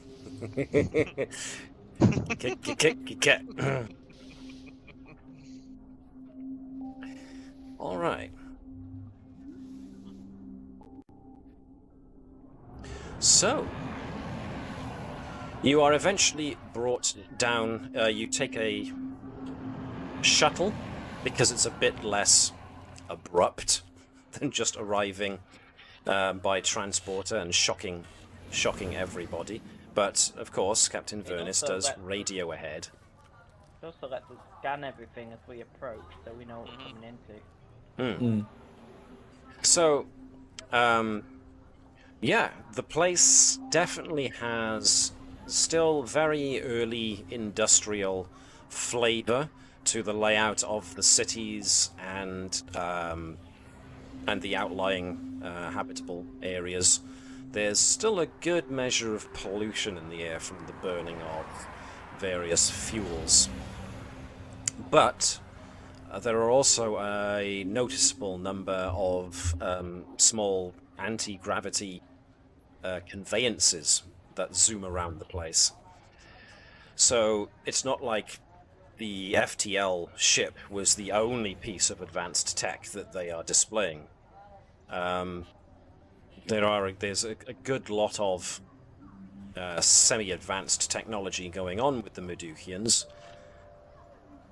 but there are still very much echoes of the industrial age that they were last cited to be in the grip of.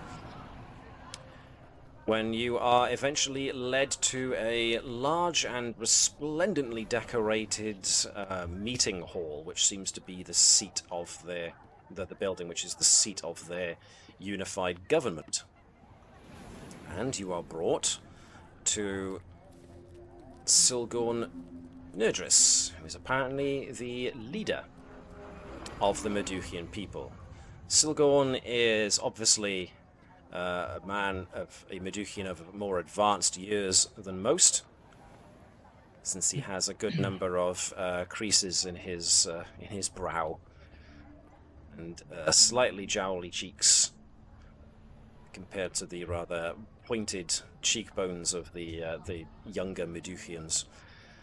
There are a couple of more muscular Modiphians here and thereabouts, which are standing around in the manner you would expect soldiers or basic security to be, but they're not making any aggressive moves. Otherwise,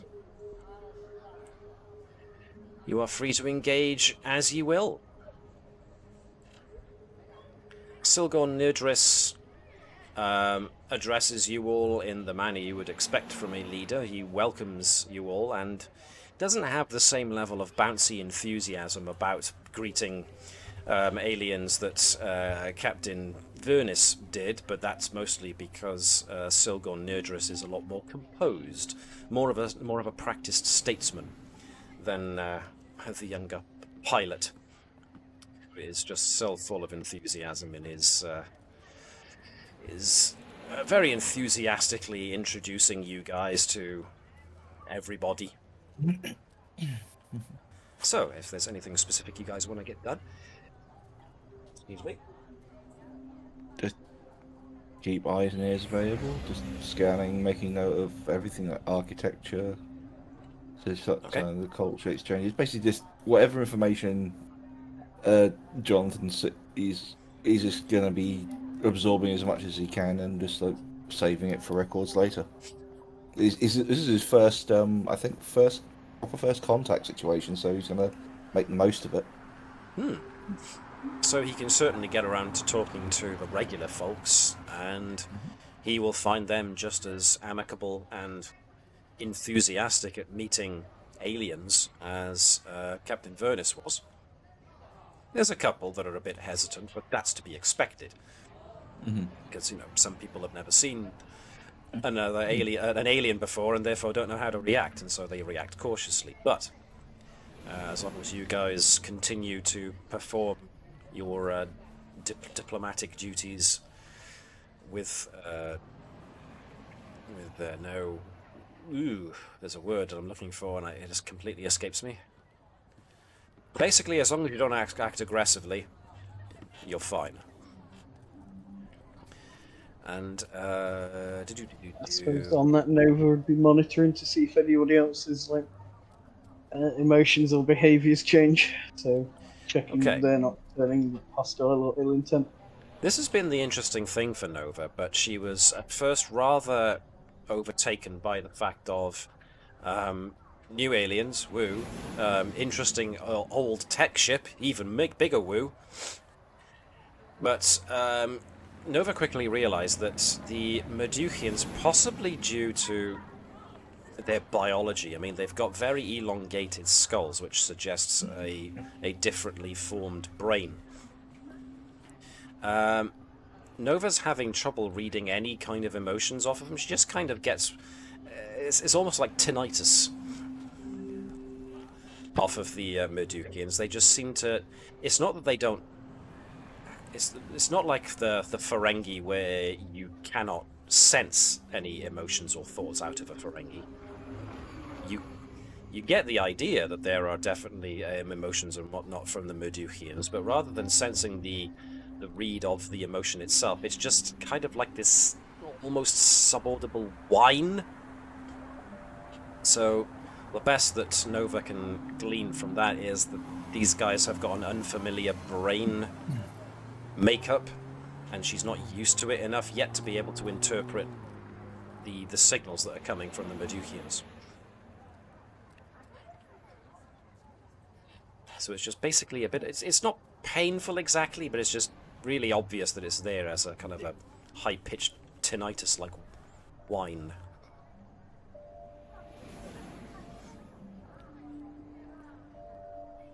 Anybody else got anything else they would like to bring up that they're doing? Okay.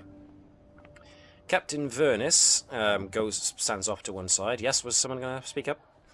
That's still gone Nerdris. That's their leader, isn't it? Not Yes. their science guy. Correct. Okay, cool. Well, it's funny you should bring him up, because Silgon Nerdris then directs your attention to a guy who's been kind of hanging out over there. And this is the man responsible for all of our scientific achievements. It is my great pleasure to bring in to meet you, Mr. Danan Kalzish, our Minister of Science. And Silgorn gestures to the Minister, who stares at you guys for a minute, and then eventually walks over. Just nods. Yes, our science minister here, he's a modest type, doesn't like to speak of his accomplishments much, but we here, we value him tremendously. He's managed to help us create technologies that are making life better for the common Medukian, and of course, as you've seen, our first faster-than-light space travel. Not only that, but we've also been introduced to the first aliens that we've ever had the pleasure of meeting, and it's all thanks to this man here, Mr. Kalzish. Say something, Danan. Mark the occasion. At which point, the science minister just looks you all up and down. Welcome to Murdu. If there's nothing more, leader, there are others I must converse with in order to get the feel of where we go next after our successful FDL flight. And he just kind of wanders off. Oh. I was hoping for Silgon. Looks a bit disappointed. I was hoping to get more of a speech out of him. Usually you can't get the man to shut up, but there we go.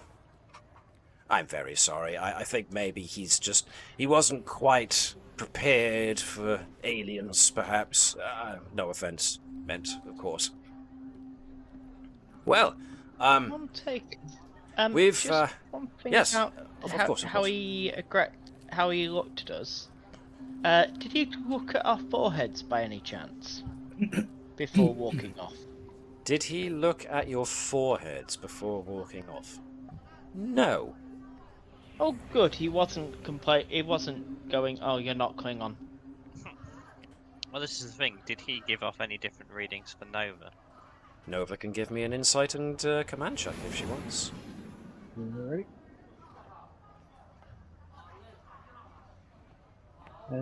Empathetic Yes, projection. please. Yes, please. One success. Cool. So this one's a bit different. Whereas with the Medukians you've got this subaudible whine going on, like a bad electrical signal. With Kalzish, the science minister, you get nothing. Blank. Empty.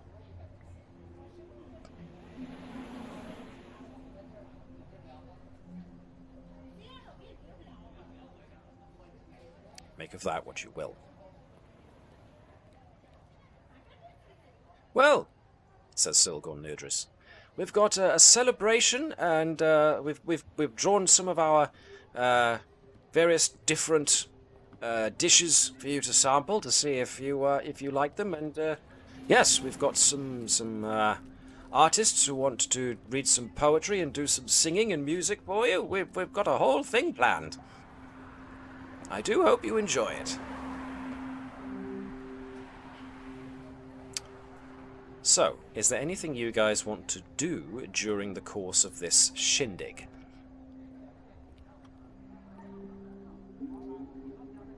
Or are you just basically sitting around there answering questions and keeping an eye out? I would encourage that we have some further investigations and ask for specific tours of the workshops and things like that. Okay. No problem. What I Vibers is gonna Yes, go ask on. as many people as possible about how quick and how isn't it amazing how quickly you've moved on in recent years? This is really impressive. How did you do it? Type The answer, questions. the answer that Vibers will get each time will be Kalzish, the science minister. He came out of seclusion and apparently had this genius intellect he hadn't used, but eventually decided to use it for the good of the Modiphian people. Yeah, that don't smell right. Mm-hmm. Alright. So is there anything you guys are specifically doing that you would like to draw my attention to, or can we just leave it, or do you want to leave it as just basic looking around, sniffing around for anything that seems... You did say you were looking to go through the workshops. Okay. Suppose it might always be worth coming back to the Navis, just asking us to do a scan the planet for it, to see if we can find any odd power sources related to either Klingons or basically any alien power sources compared to what's currently on the planet, and just keep an eye out. Okay. Anything I can think of. Alright, so... in that regard, let's have... Let me think a second. Or several seconds, as the case may be. If you're going to have somebody scanning for unusual energy signatures, then we're going to probably have to go back to the ship. Better for the ship, yeah.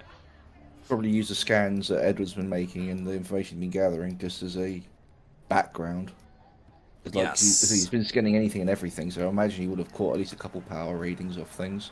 So, it's So like, I'm gonna this is their vague guess- flavour.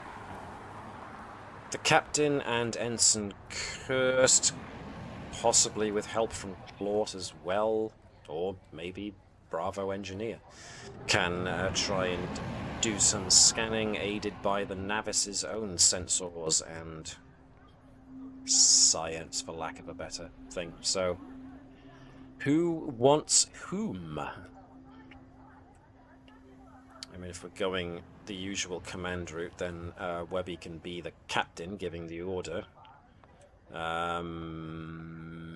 Sean can be cursed, go from one cat to another, using the sensors. Alex, actually, Jan hasn't had Jan, much to sorry. do, so Jan can do the ship.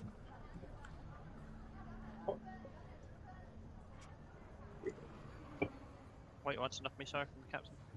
Just, you know, what do we call it?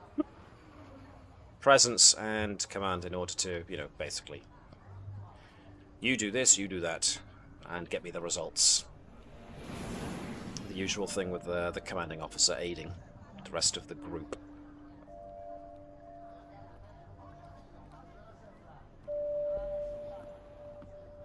Composure as a lead by example as a folk. Yeah, we'll go with that. As far as Cursed goes, this is going to be sensors for Cursed. Ooh, that was close.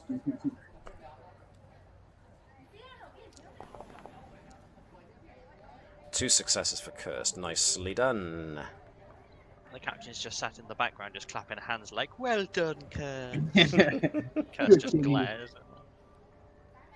Okay, so the ship doesn't do much, but Cursed scans the planet, and there are energy readings around the place, which kind of does corroborate what the Modiphians have been saying so far, as that as soon as they need anti-gravity technology in order to try and help with the creation of their faster-than-light travel. So the fact that they're utilizing their anti-gravity technology to create modes of conveyance isn't that outside of what you expect, and therefore the power signatures you are getting. Remember, team, together everyone achieves more. Nice. What was I saying? Yeah, so the energy readings you're getting from the planet so far are matching what you expect from, like, electrical power and anti-graviton generators that are creating the anti-gravity conveyances. It's at this point that we join Caval Claude. So let's go back to investigating the system. So, the Samson is launched. Caval gets to drive, and Claude gets to sit in the back watching everything go past with his hands ready on the weapon systems, but not so far with anything much to do. So, I suppose the first thing you're doing is flying around, and you were trying to see if you could detect anything unusual, anything specifically Klingon. I forget what your specification was on the matter. Yeah, if it was a case of Klingon wreckage falling to the planet, then maybe there's still additional Klingon wreckage in orbit. Okay, so that's beyond just that. We'll see if there's anything else that sort of jumps out at us. Obviously, we'll investigate, but primarily Klingon wreckage. So this sounds like a control and engineering check. For Caval, this could be very much staff ship recognition, because you're trying to see if it comes from recognizable craft. Someone can be Claude, analyzing those sensors as well, with insight and security. So Webby, if you want to be Claude, since I know how much we love a Claude. The Samson can also assist, so Alex, do you want to be the Samson? Okay. This is going to be the Samson's sensors and security. We'll see. I'll keep the number to myself. Sensors and... It's actually got something security.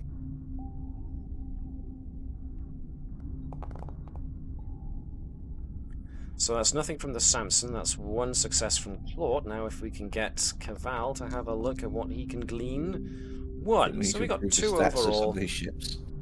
which isn't bad. So, on their initial sweep in the Samson, the crew of the Samson, or 2 of them, do a quick sweep around looking for anything that could be telltale signs of, as you stated, maybe a Klingon ship got into distress and burned up in the atmosphere, left some technology crash down onto the planet. That's a nice hypothesis. However, the crew of the Samson don't find any real evidence to support that hypothesis. There's no evidence of complex metals and alloys on any points of the planet, especially not in any way that looks like it was a blast or an impact crater or anything like that that suggests that a warp-capable ship fell from the sky. So the Samson's own sensors don't find any evidence of maybe a shot down or a damaged Klingon ship having making contact with this planet. Do they have any kind of satellite network? I assume they would have. They do appear to have a rudimentary one, but it seems to be mostly in the realms of transmitting and receiving radio signals, which was, you imagine, how they were going to try and keep in touch with their warp ship. So there's a lot of very clunky-looking satellites that are these big spheroid things with antennae sticking out in every single direction. So it does seem as if their technological progress has been in one particular field, and the supporting technologies to get ahead in that field. Indeed. At the moment, that's all you find. So, whether or not you decide to report that back to the ship and the captain and the rest, it's entirely up to you. Yeah. At the moment, We'll keep the captain up to date on our findings. moving back to the party. So, bum. I forget if there's anything specific we were looking for. So far you're getting, if you get the shared report from what Claude and Thazanan discovered, you can make of that what you will. But at the moment, yes, it does seem that the technological advancement went along a very specific direction. So is there anything anybody would like to do? Their workshops that you wanted to see are in a very similar fashion, very focused. There's evidence of high technology being worked on, but for the most part it seems that their efforts as far as technological advancements are going are very much focused in the realms of starship travel. And there are things that you expect to find. You know, devices capable of creating anti-gravity propulsion. There are the various antimatter centrifuges and whatnot. But we don't see any of the stuff that isn't required for that sort for spaceship travel and getting back into space. So you see, you're shown around all the technological marvels that allow them to pull. Ooh. Hang on a second. I think I've just been botted. Oh, in the chat. Yeah. Okay. Pardon me. Pardon the interruption, folks. What was I saying? So there's a lot of advancements in industry as far as being able to mine and harvest materials necessary to create ships. There's the various things that allow them to create the matter-antimatter engine, warp core, and the like. But are there advancements in agriculture? Barely. Living conditions are reasonably okay, but as I said, there's still a good deal of industrial leftover remaining, that there's still a good deal of pollution around. That kind of thing. So it does seem, yes, as has been pointed out, that the technological revolution has been focused very much in one direction. Andrews will ask if someone can suddenly break away from the group and just start taking tricorder scans of individuals and see whether we can identify whether Mr. Denard is actually Edwards might be able to get with that because he's been scanning and checking out everything to log things. So I'm wondering at this point, would people even notice if he's doing it in any other way? Because he's been blatantly doing it to everything. The only issue is you don't have any skill in medicine. The only people that have got skill in medicine or Nova doesn't mean he can't take the readings and send it straight to the people who do. True. He's just mainly sending this, like, either saving it or uploading it to the Navis. Right, I've got a nice one as well. Who's got Their one? engineers were really interested in these weird scanning devices we've got, so we're showing off. From a potential anthropological or historical sense, one thing that struck me is obviously it's in one area. Obviously, that's odd because generally things would sort of fall around it. It's never really just one giant leap in one direction. It's sort of always in multiple areas or things that overlap. Kind of the way things grow and evolve. Mhm. So in one way, to me, unless I have to make any rolls to do this, would signify something is guiding it specifically to that point. Yep. It's bucking typical trends in evolution, effectively. And even Scientific if you evolution. look at modern stuff, modern water heaters came out the Apollo program. Yes, you see all sorts of things coming out in sidetracks, and they're not. Everything is linked. Oh, what is it? What's the term? Come on. Something's never in a vacuum, or things that happen in a vacuum, or basically they don't happen in Life isolation. doesn't exist in a vacuum. Thank you.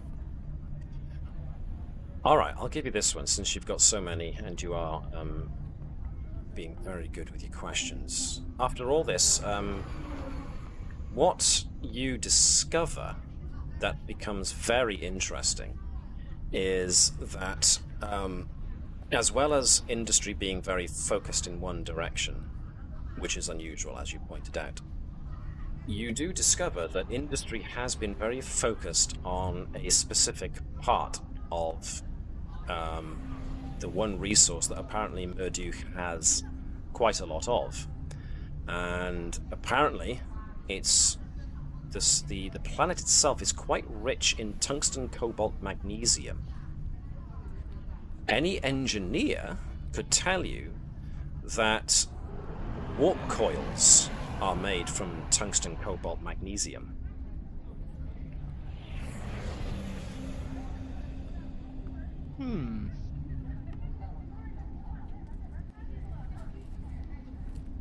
Okay, I've got another set of questions we need to ask around. Which is, what did they get told they would encounter when they went to warp? So this sounds like this would be a question for Captain Vernus. What we encountered? Well, we were venturing into the stars for the first time, you know. Okay, were you told you would find anything in particular? No.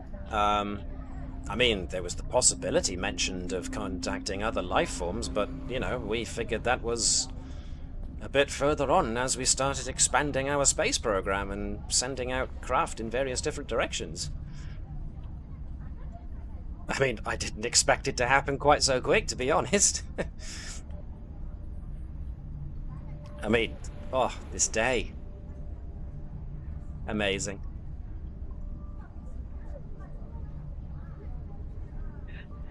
We're not gonna get much more out of this one. He's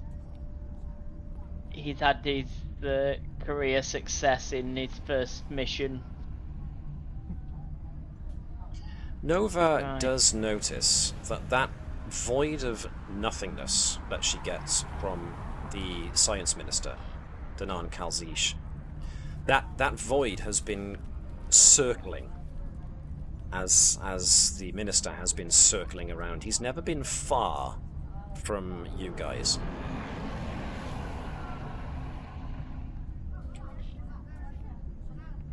I am going to...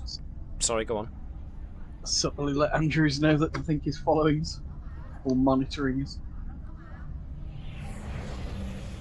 So, unless there's anything else you guys want to do in the immediate... Do we want to see if Nova can slip away from the group and follow him?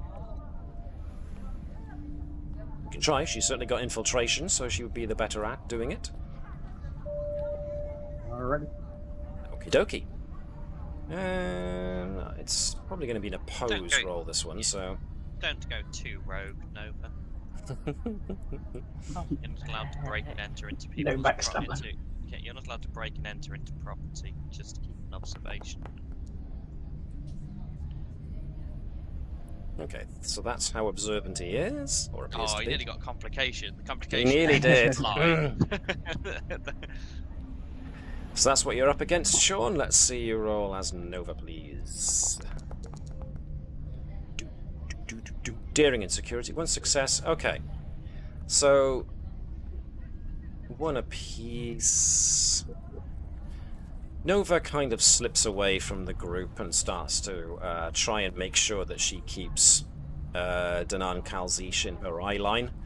But Kalzish himself, when he notices that Nova's not in the group with the others, he begins to furiously look around for her and eventually does clap eyes on her and keeps maneuvering himself so that he is always keeping all of you within his eye line. Occasionally people come up to him and try and hold conversations with him, but whenever they do, he always angles himself to keep you guys within sight. I am now going to move us back into space. Oops-a-daisy. No, that's the right one. As we go back to Caval and Claude, who are there still in the Samson, not finding a heck of a lot. I am going to get you one more time to give me control and science. I'm going to get you to give me control and science this time, with assistance from the Samson's sensors and science. Unfortunately, sensors and science is going to be 7 and 0. Claude use his determination of Claude's first line of defense. Yes. Let's do that. Davis, do you feel brave enough to try being the Samson? Can do. Okie dokie, thank you. I'll use a You'll point of momentum. Nice. We've certainly got enough. Sensors security? Yes. Yes, that makes more sense, actually. Okay. See, Claude rolled 2 dice, so I'm going to go with 2 dice. Okay. And 2 successes for that many successes overall. 3. Okay. So initially the Samson was aiming its sensors down at the planet and kind of in the upper atmosphere just to try and get a read on see if there were any bits and pieces that would explain what might be going on. But that's when Claude and Caval both notice on the Samson's sensors that as you reach a certain part of the orbit around Murdoch 4, an increase in tachyon particles is noticed. ooh, Captain, you might want to see this. Okay, the captain is intrigued. What's the concentration size of tachyon particles? Pretty Suggest big. Large ship or small fighter craft? It's difficult to tell, but it's not an insignificant amount.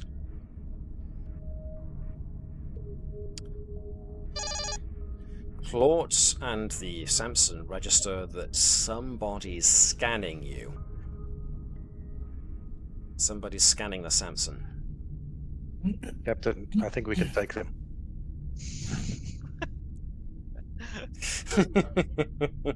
Claude First presses is the like, big red so it'll button. get the guns out. Yeah, Claude presses the big red button. It's like, I follow your lead. So, the Samson's a bit further away from the Navis at this point. But, yes. Tachyon emissions. I think as a precaution, Caval will start doing some evasive maneuvers. Which is where the power goes. Okie dokie.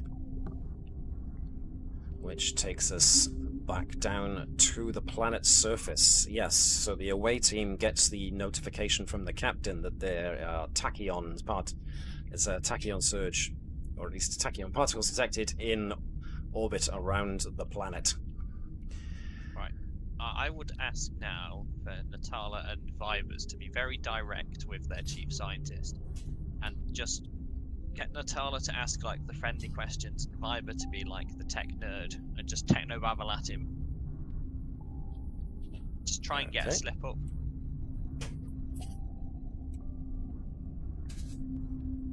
Okay. But it's like the leader said that he was very talkative normally. Let's go talk to him. Okay, so technobabble. Technobabble. Random Klingon term. Technobabble. Klingon technical term. I like the approach. Okay. Layering it into conversation. I am going to go with... Ooh, how do we do this? I'm going to go with a daring and command check, please, for Vibers. Vibers has got pretty decent command, actually. I realise that's the same technique that so-called professional pickup artists do. They kind of slip things in and then carry on with conversation. Well, once upon a time, Vibers' previous host was a diplomatic attaché to the Klingons. Yes, indeed. So that's my once upon a time for this event. That's the focus, right? Sean can be Natala, who is going to be observing the response, which will be insight and command from Natala, please. So she'll be assisting Vibers. Vibers is definitely being the mouthpiece, but Natala can assist. And I'm keeping the number to myself. Yes, 1 success. So there, Vibers, it's all you. That's not bad at all. Okay. Yes, so he doesn't seem to be all that enthusiastic about Natala and Vibers coming up to him, but as you begin talking warp science, he just stands there, and there are a couple of other Murdukians around who were just making chit-chat with him, kind of, just as you do in a diplomatic thing. This is also a chance for people to try and increase their social standing, or at least be seen to be conversing with the genius who has made all of this possible, and they want to get in on the conversation with the aliens as well. But of course, the regular Murdukians are a bit lost with the whole techno-speak going on. But yes, Kalzish is definitely keeping up with the conversation. And all sorts of things, but how do you avoid the recrystallizing problem when you're obviously at this level of technology? And throwing in the Klingon technical term, that was the daring task, to see how well you inserted that in there to catch him out. And you get a response. And he realizes he's been caught out. And because of the number of successes you got, Natala does notice that he kind of puts his eyes to one side, the way that you do when you're listening to somebody talk to you, but you're pretty sure you can't hear anybody talk to him. At which point, Kalzish just seems to deflate and looks over at Vibers. You just can't leave it alone, can you? Cursed Federation. As he then reaches behind him into his kind of official robes and pulls out a very familiar looking disruptor pistol and grabs this Murdukian around the neck with one arm and points the disruptor at the Murdukian's head, which of course alarms the other one and everyone else. Edwards, preset number 3, please. But, you couldn't leave this simple little system alone, could you? Cursed Federation, he yells. Hey, you're the ones who crashed into us. But Juve! He screams out loud, which is, for those of you who speak Klingon, activate transporter. Pardon me. As a number Vibers of to Navis. Klingon got warriors suddenly incoming. start beaming in.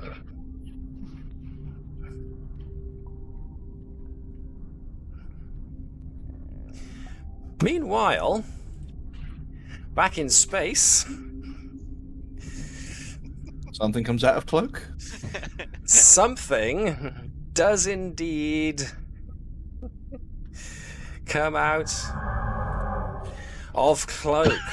Oh God. We can take him. Still, yeah, still, I can take it. Claw's just sat there mashing the fire button on the torpedoes as soon as they get to range. Micro torpedoes armed. Actually, no, the phaser banks are better on the Samson. You'll be sat there with the phaser bank like. So, The we question have a is the problem. Klingon ship- Yeah, is the Klingon ship powering up weapons? Because that would initiate what the Navis then does. That's Well, a it's good Klingon, point, so I'd actually. imagine yes. Not The necessarily. Klingon ship would have powered up shields after the Navis would have detected, the Samson would have also detected a transporter beam going off. So the Klingon ship put up its shields and initiated a transport down to the planet's surface. Meanwhile, Kalzish reaches down to his belt and he pulls out a device which he then clicks, and his image shimmers and transforms into that of a Klingon. But he also No deactivates. He also deactivates another device, which all of a sudden Nova, the blank area around him, disappears, and she can now read his emotions. This is very, very similar to that suppression technology you've seen in the hands of, like, Tannenbaum. God damn it! Don't tell me you're in league with her. It doesn't look like it's Federation made. It's definitely Klingon made, and the Klingon who was masquerading as a Modiphian, he's definitely got signs of he's kind of sweating a bit, because you remember that the technology is pretty nasty. It's like a close electromagnetic field, which is not comfortable at all. It does mask your thoughts from those who can read such things and your emotions, but prolonged use of it on a living humanoid is not nice. But nevertheless, he seems now greatly relieved to have turned the thing off. Cursed Federation dogs! This was a simple mission, and you had to butt your noses in. My ship is now decloaked in orbit, and will fire upon your vessel if you do not withdraw immediately. This is now a Klingon-claimed world. What Is you this want to do? territory in Federation space? No, Is this planet in Federation? Or is it- it's not in Federation space, it's not in Klingon space, it's on the borders between both. I would then state that the two things that Andrew would say is that ask Silgorn of whether he would like aid from the Federation as the leader of the planet, and the second is, do you know that our ship? Do you know which ship you're dealing with? Silgorn Nerdris looks extremely shocked by this whole endeavour. And he's just perfect. stammering. So- Sorry, Alex, you were going to say. No, don't worry. Go ahead. But before Silgorn Nerdris can say anything, the Klingon, Captain Kos. I am the one in control here, Federation. You address any talk to me. Again, this is a planet which is controlled by the I can't pronounce the name now. Modiphians? Medukians. Therefore, as leader, Silgorn has the affirmative decision to make. And he is Unless no you longer are- in unless you control of are- this situation. So you're imposing on a civilian population, correct, Captain? We are Klingons. We conquer. I wanted to do this in a different manner, but then you had to stick your noses in. Have they got transport inhibitors on them? It's tough to say. You don't think so? Because if they haven't, I'd be really tempted to tell the Navis to beam them directly to the brig. The Navis would have to lower shields to do so. It's not raised its shields yet. I think we've not done the Navis. Well, okay. It's only the Samson that has. Okay. Well, it's up to everyone else. I'd say it's just batting ideas out to people. You do get notice from the Samson and the Navis that the Klingon ship has powered up shields and weapons and is moving towards the Navis. Okay, then yeah, Just they would probably checking. Taking an Has aggressive Edward stance. got his usual weapon on him? You didn't state that you were bringing it with you on this little diplomatic mission. No, I didn't bring any weapons, which is why I was quietly typing going on, but I'll say it now. I've got to get a chance. Basically, Edwards was sending a message to the Navis coding through different languages to try and put off any eavesdropping. He's like, prepare the prototype weapon. If this works, this will annoy the heck out of them. Okay. Well, if it works, it'll be defeat them without combat. I'm going to play the honour card. Say that it's dishonourable to deceive your enemy. And just kind of pull out my duck target and just kind of like spin it around in my hand. Okay, are you Klingon or are you... sorry. I'd like to assist on that one by... I've already pulled the... I was a diplomatic attaché to Klingons. Yep. So I'm going to quote a Dahar Master to assist you on that one. Cool. So I'm going to say that Andrews and Vibers getting the Klingon captain's attention will give Edwards the chance to try and surreptitiously ask for his sonic weapon to be beamed in. So I'm going to have Edwards give me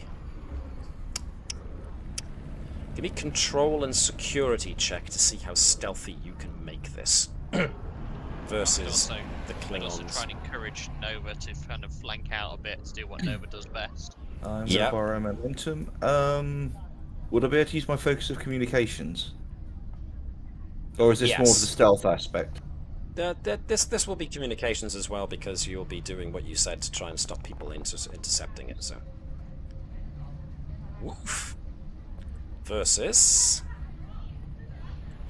He's got no focuses to notice with, so yes. Ha ha ha. Can I also get Nova to give me a control and security check to see how stealthy you can be, please? And I will do it versus the notice of the regular Klingon warriors. 1 success versus their 2 successes, so unfortunately Nova doesn't get the drop on the Klingons. I still realise Nova's got the injury of the headache. She's had a continual headache after mind melding with the... oh, didn't I get rid of that? I am sorry. Ignore that. Something I forgot to remove. So, yes, threatening... This is not very warrior-like. In war, sacrifices must be made, even to honor. It was more sensible, more logical to approach our needing to acquire this planet's resources in this manner, without needing to expend too many of our own. But now you've gone and ruined that, and so I have to go back to what Klingons do best. Acquisition by conquest. Acquisition? That sounds so much more like a Ferengi. Are you sure you're not the House of Quark? I will cut your tongue out myself, Trill. But I will start with the Modiphian first if you do not withdraw from this place now. So, back in space, we've got a situation brewing. The Navar-class Klingon ship is putting into an aggressive posture towards the Navis. And there's a situation going on down on the planet. How do you want to deal with this? This includes the away team lot as well. Are you going to launch a quick, fast attack on the planet and try and hold off the Klingon ship as long as possible in order to try and see if you can incapacitate the Klingons on the ground first?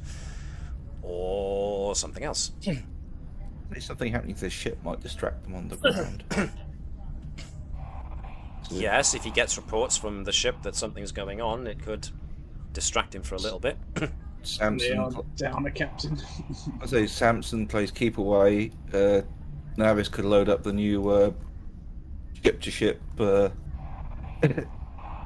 obsessed so- with wanting to use that, aren't you? Well, he's only Which just more- created it. He wants to play with his new toy, dang it. And it's also, that's what I meant by him finding the music, because this, if defeat without combat, this would potentially put another reason for them to stay the heck away from us, because it would be very disadvantageous to actually lose to us without ever actually getting us a chance to strike a blow.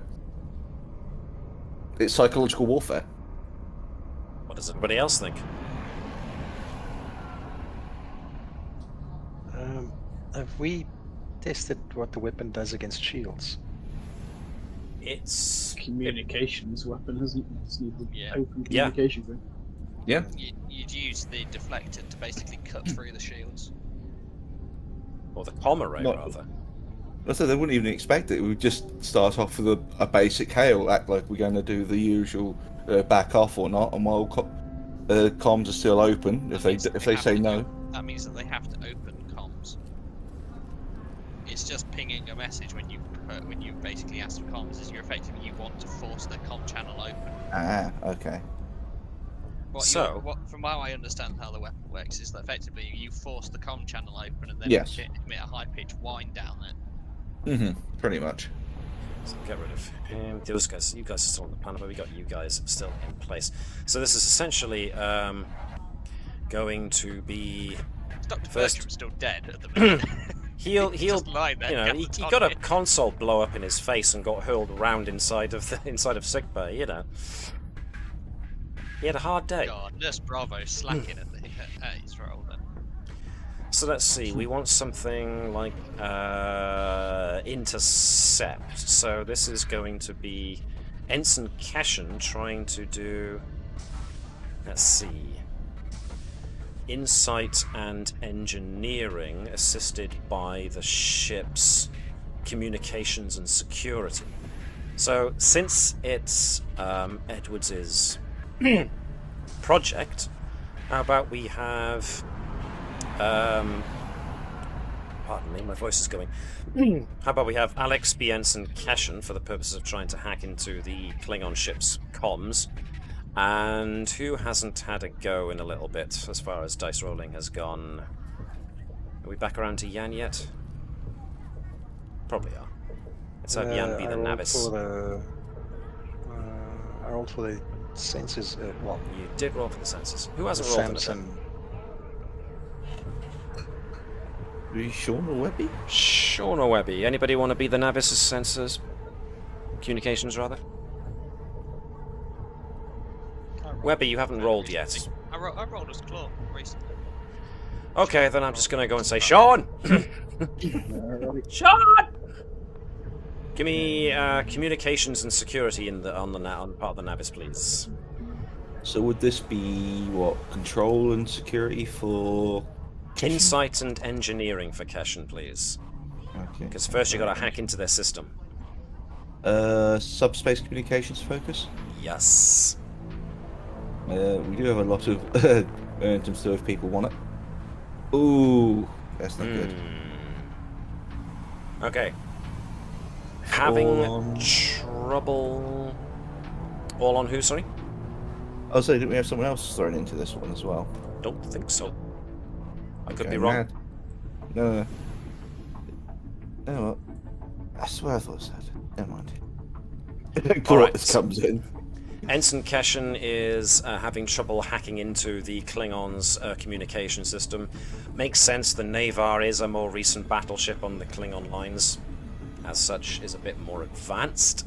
Back down to the ambassadorial hall. Edwards, yes, gets something beamed into his hand. But what was the check I asked you to make? 3 successes, so you at least can get the drop on the Klingons by acting first out of everybody. So I am going to add folks to initiative. I was going to say I'd probably wait to pick my time rather than just firing, especially when there's a hostage. Yeah, are they... Alright, so he's got a disruptive pistol. Have the rest of them got backlash, or have they got ranged? Nope. They've got range, they got pistols. So the question comes down is, do I always carry my Type 2 as from security days or not? I would say because you suspected enough weirdness was going on, it would be unusual for you to not go at least with the Type 2. I'm not saying, you'd carry down the phaser rifle. This is Andrew talking about. Exactly. But it wouldn't be unreasonable because you suspected something was not quite right. I'm fine with you having taken the Type 2 places. Now, if I can draw your attention briefly to the combat tracker, you might notice some changes. This is the module I installed recently. According to the rules as written, there is a way of ordering the initiative tracker by daring. Those who are more daring tend to act first if we want, but it's grouped it by friendlies and unfriendlies. As such, folks can be activated really in any order, and that's what those little buttons with the right-facing chevron are. I can activate people, and they will end up being at the top, and as soon as they have been deactivated after having gone, they will then roll down to the bottom. So that's a nice little new addition that helps me, because there's no rolling for initiative anymore. That's superfluous. So, of you lot, who is going to be acting first? And acting doesn't have to be necessarily a physical action, it can be a social combat as well. So, who's going? Are we going to seize the initiative? Are you going to seize the initiative? Yes, indeed. Quick to action. So somebody needs to act first. Otherwise, I'm going to go in the order of daring. Yeah, I'm tempted. I think that the Klingons want a fight from this situation. And yes. The hostage is expendable from how the captain sees it. He will quite happily sacrifice. So I'm tempted to go toe to toe. So does Andrews want to act first? If people are happy with that. Andrews has been activated. Andrews has got the usual set of actions. Part of me's like, could you taunt him into actually, fighting with Oliver? Then that's going to be running the risk of him just killing the hostage. What we're doing? Advanced hand-to-hand. That's it. So it's daring, isn't it? For that, daring and security. Yes, please. Daring and security. Focus of hand-to-hand.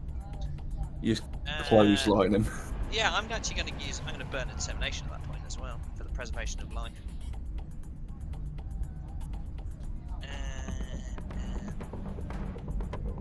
My veteran 5,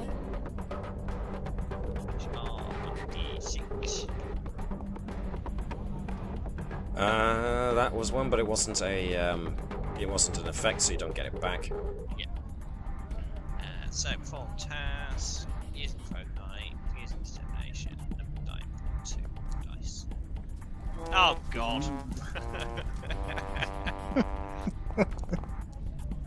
Oh dear. 3 successes apiece, which is a score draw, which means that the complication.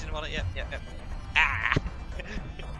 Score draw then. So Andrews goes in to basically wrestle with Captain Cos in order to make sure that the gun, this disruptor pistol, is now held and is pointed up and away from the hostage. So you two are grappling, which means he can't grapple the hostage anymore. So you've at least freed the hostage. You are done for now. Who's next? Nova? I think Nova would dive in, seeing Andrews. Okay. So you've got the usual things you can do, so go for it. I think she's got to go for the next biggest guy and just leap at this The other most senior-looking Klingon is definitely that guy there. So yes, Shortest person in our party going to their biggest. usual thing then: daring and security. Indeed.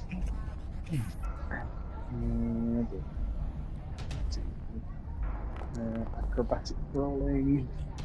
Ooh, I got 3, so that's what you got to exceed or beat.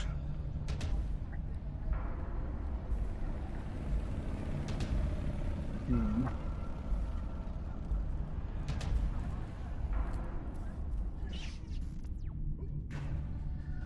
suppose I will burn the Starcross and make it. Okay. Doubled. Double your range. Okay, cool. Does any of my values count? I suppose 8 all buttons and shots. Yep, sure. I'm fine with that. Push. Yeah. Whoa, 4 So successes.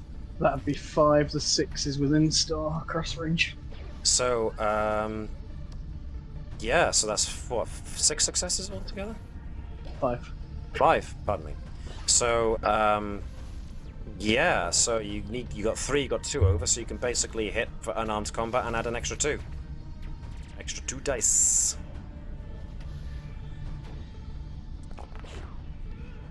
So that's already 1 effect. 4 successes. Let's see. You are going non-lethal. Boys. Which means that his resistance goes up. As a result, you got nothing on that extra one, so you managed to do 4 and an effect. So it actually does. Down. But he does get knocked down. As Nova just appears in the middle of these guys and throws one of them dramatically. Right. Edwards is up next as far as the initiative tracker is going, so is it now time to unleash the device?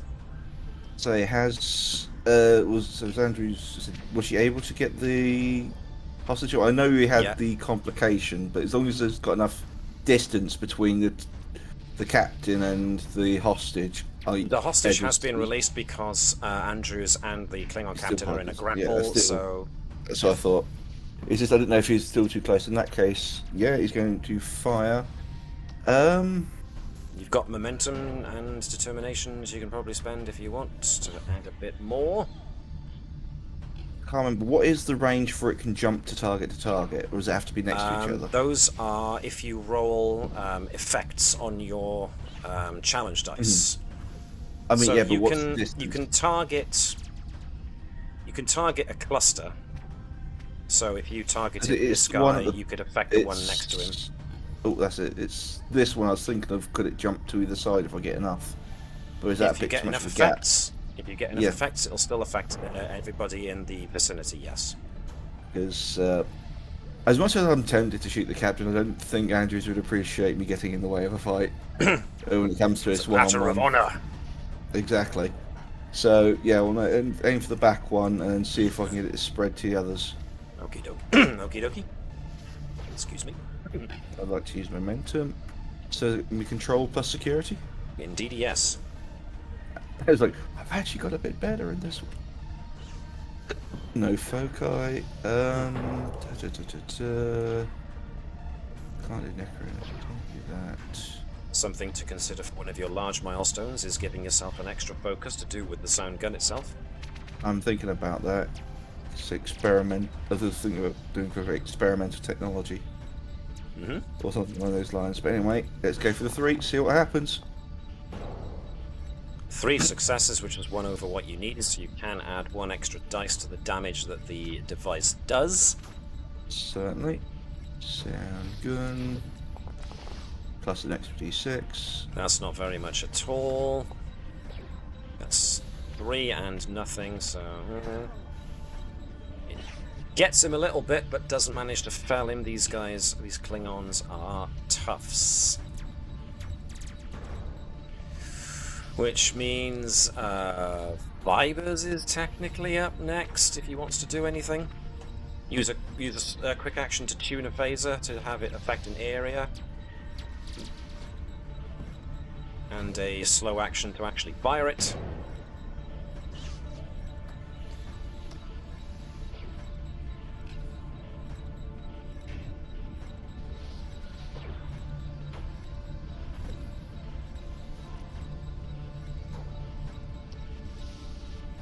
Targeting that guy, and we'll go from there. Yep, fine, no problems. So control and security in order to fire a phaser. We've still got momentum in the pool if you want to use any. Go right ahead.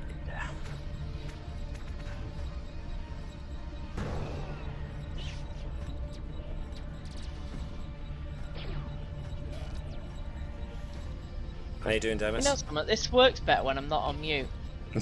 Yeah, it really does. Who'd have thunk it? So I'm gonna target single person. Yep. Using a momentum out of the pool. That gives how many momentum for one dice? One dice. One momentum for one dice. Cool. There. I don't have the focus for this. Great, not. So let's go. That was a good roll. 3 successes, 1 over what you needed, so you can roll damage and roll one extra dice after it. Now, were you doing area? No, single target. Single because, target.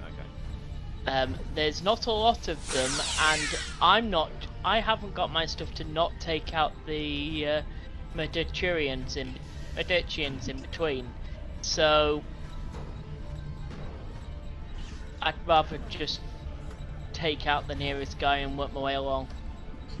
8, 9, 10. Okay, that was a good solid shot. And it's now Natala. Natala's got fencing, but she doesn't really have a weapon as such, except for her regular phaser. So, Jan, do you want to quickly be Natala and see if she can finish off the Klingon that Viber's shot, maybe, or one of the other ones if you want to try for area effect? I think single shot, but can always do an aim. Yes.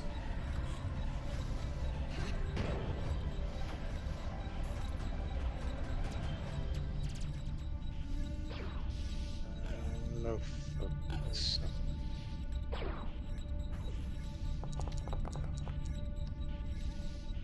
Good shot, on the money. Roll damage. So it's just straight up 5 dice. Yes, please. There's one effect there. 1, 2, 3, 4 in all, so that guy is rendered unconscious. So he is defeated. Nice shot by Natala. Oh boy. Okay. I am gonna jump us back to the orbit. As the situation seems to be going against the Klingons. The captain on the surface looks around and shouts another order into his communicator, which is basically beam us up, which means that the Navar class lowers its shields. Fire! Well, I was going to say, do Cavall and Claw want to take advantage of this situation while it presents itself? And they've got the initiative. Definitely sounds like it. Alright, so Would Cavall they target probably... to disable or target to destroy? That's the question, then. I think disable would be great, because if we capture the ship, it would be quite a blow great to the technology Klingons. piece, yeah. So you probably want to aim for the engines. So you probably want an attack pattern to make it easier to hit a specific system. So that's going to be Cavall trying to execute an attack pattern is daring and con with a difficulty of 2. The Samson does weapons and con. So Sean, you can be the Samson. Oh god, shield's down. That means that Claude can use his ability at full spread maximum yield talent. Yep. With the micro torpedoes. Weapons and security, I'm guessing. What was it for the ship? The attack pattern is weapons and con for the Samson, please. Okay. I shall use a determination. Looking for adventure. It's not every day you attack a big ship like this. Oh, indeed, no, that's a good idea. The Samson's maneuverability means that it slips into an attack vector very easily. It does burn a point of power to do so, though. Wow. Legion of I was Honor. gonna say, Have you got your Legion of Honor? I do have a Legion of Honor. Use it now, then. You'll forget about the complication. You get the 3 successes, which is 1 over and above what you needed, which can add that back to the momentum pool to be spent by Claude when he opens fire with the weaponry. So Claude is now activated. Claude can, of course, use the weapons on the Samson, doing control and security with a focus on Starship weapons systems, and of course it's aided by the Samson, which Webby, if you're being Claude, let's have Alex be the Samson this time. Weapons and security on the Samson. Maximum spread. Benefits of a salvo. My screen has gone grey. Give me a sec. There we are. Samson. What was that? Sorry. Security and weapons and...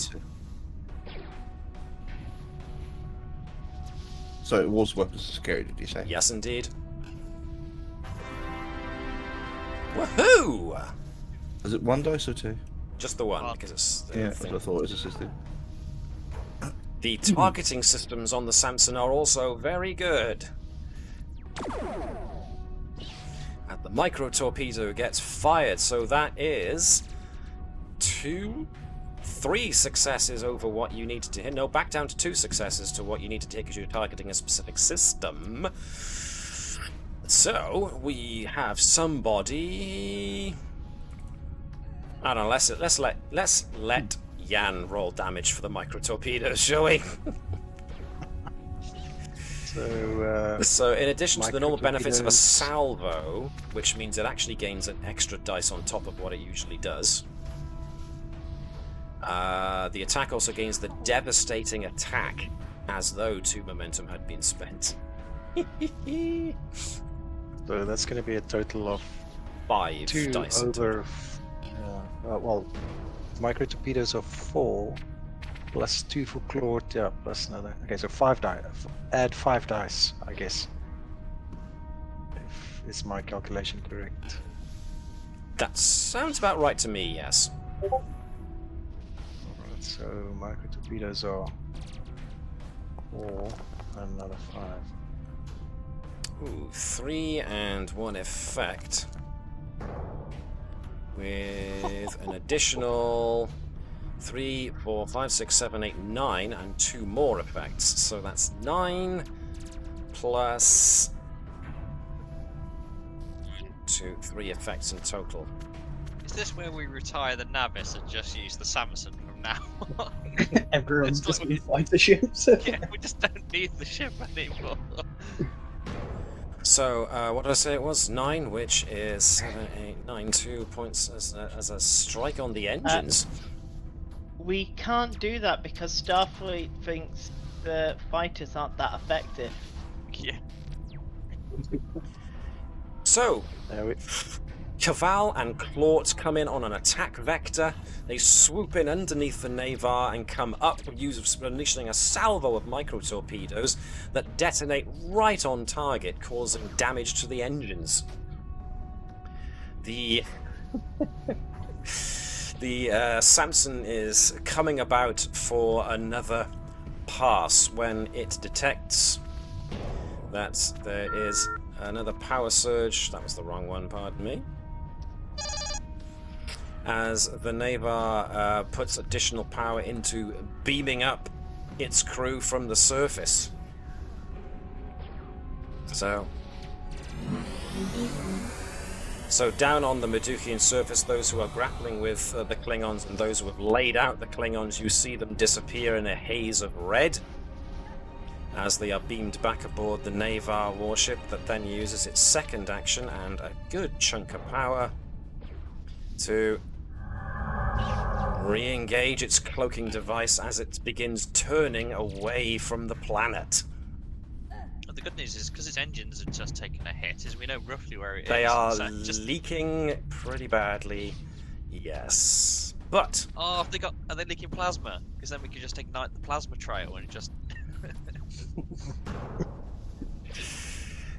Either way, you are victorious.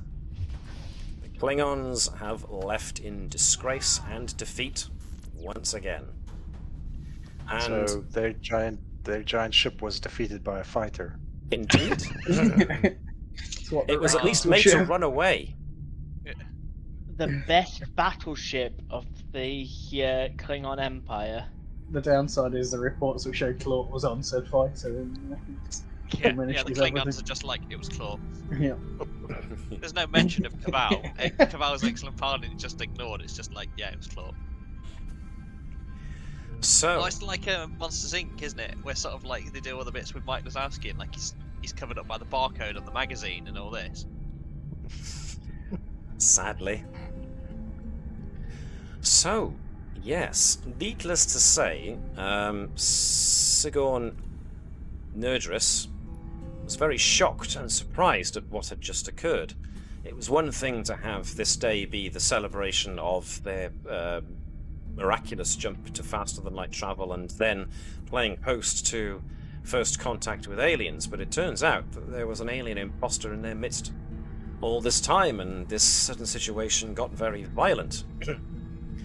So needless to say, the Modiphians are now rather, shall we say, dissuaded from any further attempts at trying to communicate or open lines of communication with the Klingons.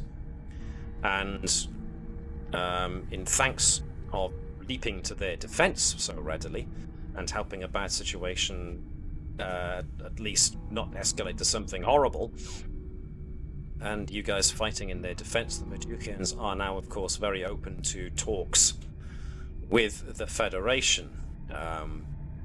Sigourney Nerdris is not exactly sure whether that means the Modiphians will be joining the Federation, especially since now the whole scientific revolution they've experienced has now been brought entirely into question. So the Modiphians are going to need time to consider what happens next. But they're at least thankful that they have made contact with helpful and peaceful aliens who aren't afraid to leap to others' defense. So the diplomatic corps, who will be arriving within the next couple of days from the Federation, will have an interesting time of negotiating. But whether that means the Klingons are going to give up their attempt at trying to stake their claim to this place remains to be seen, because, as has been established, this world and some of the other planets in the system are pretty rich in tungsten, cobalt, magnesium, which is very useful in the construction of warp coils. So they might not take no as an answer.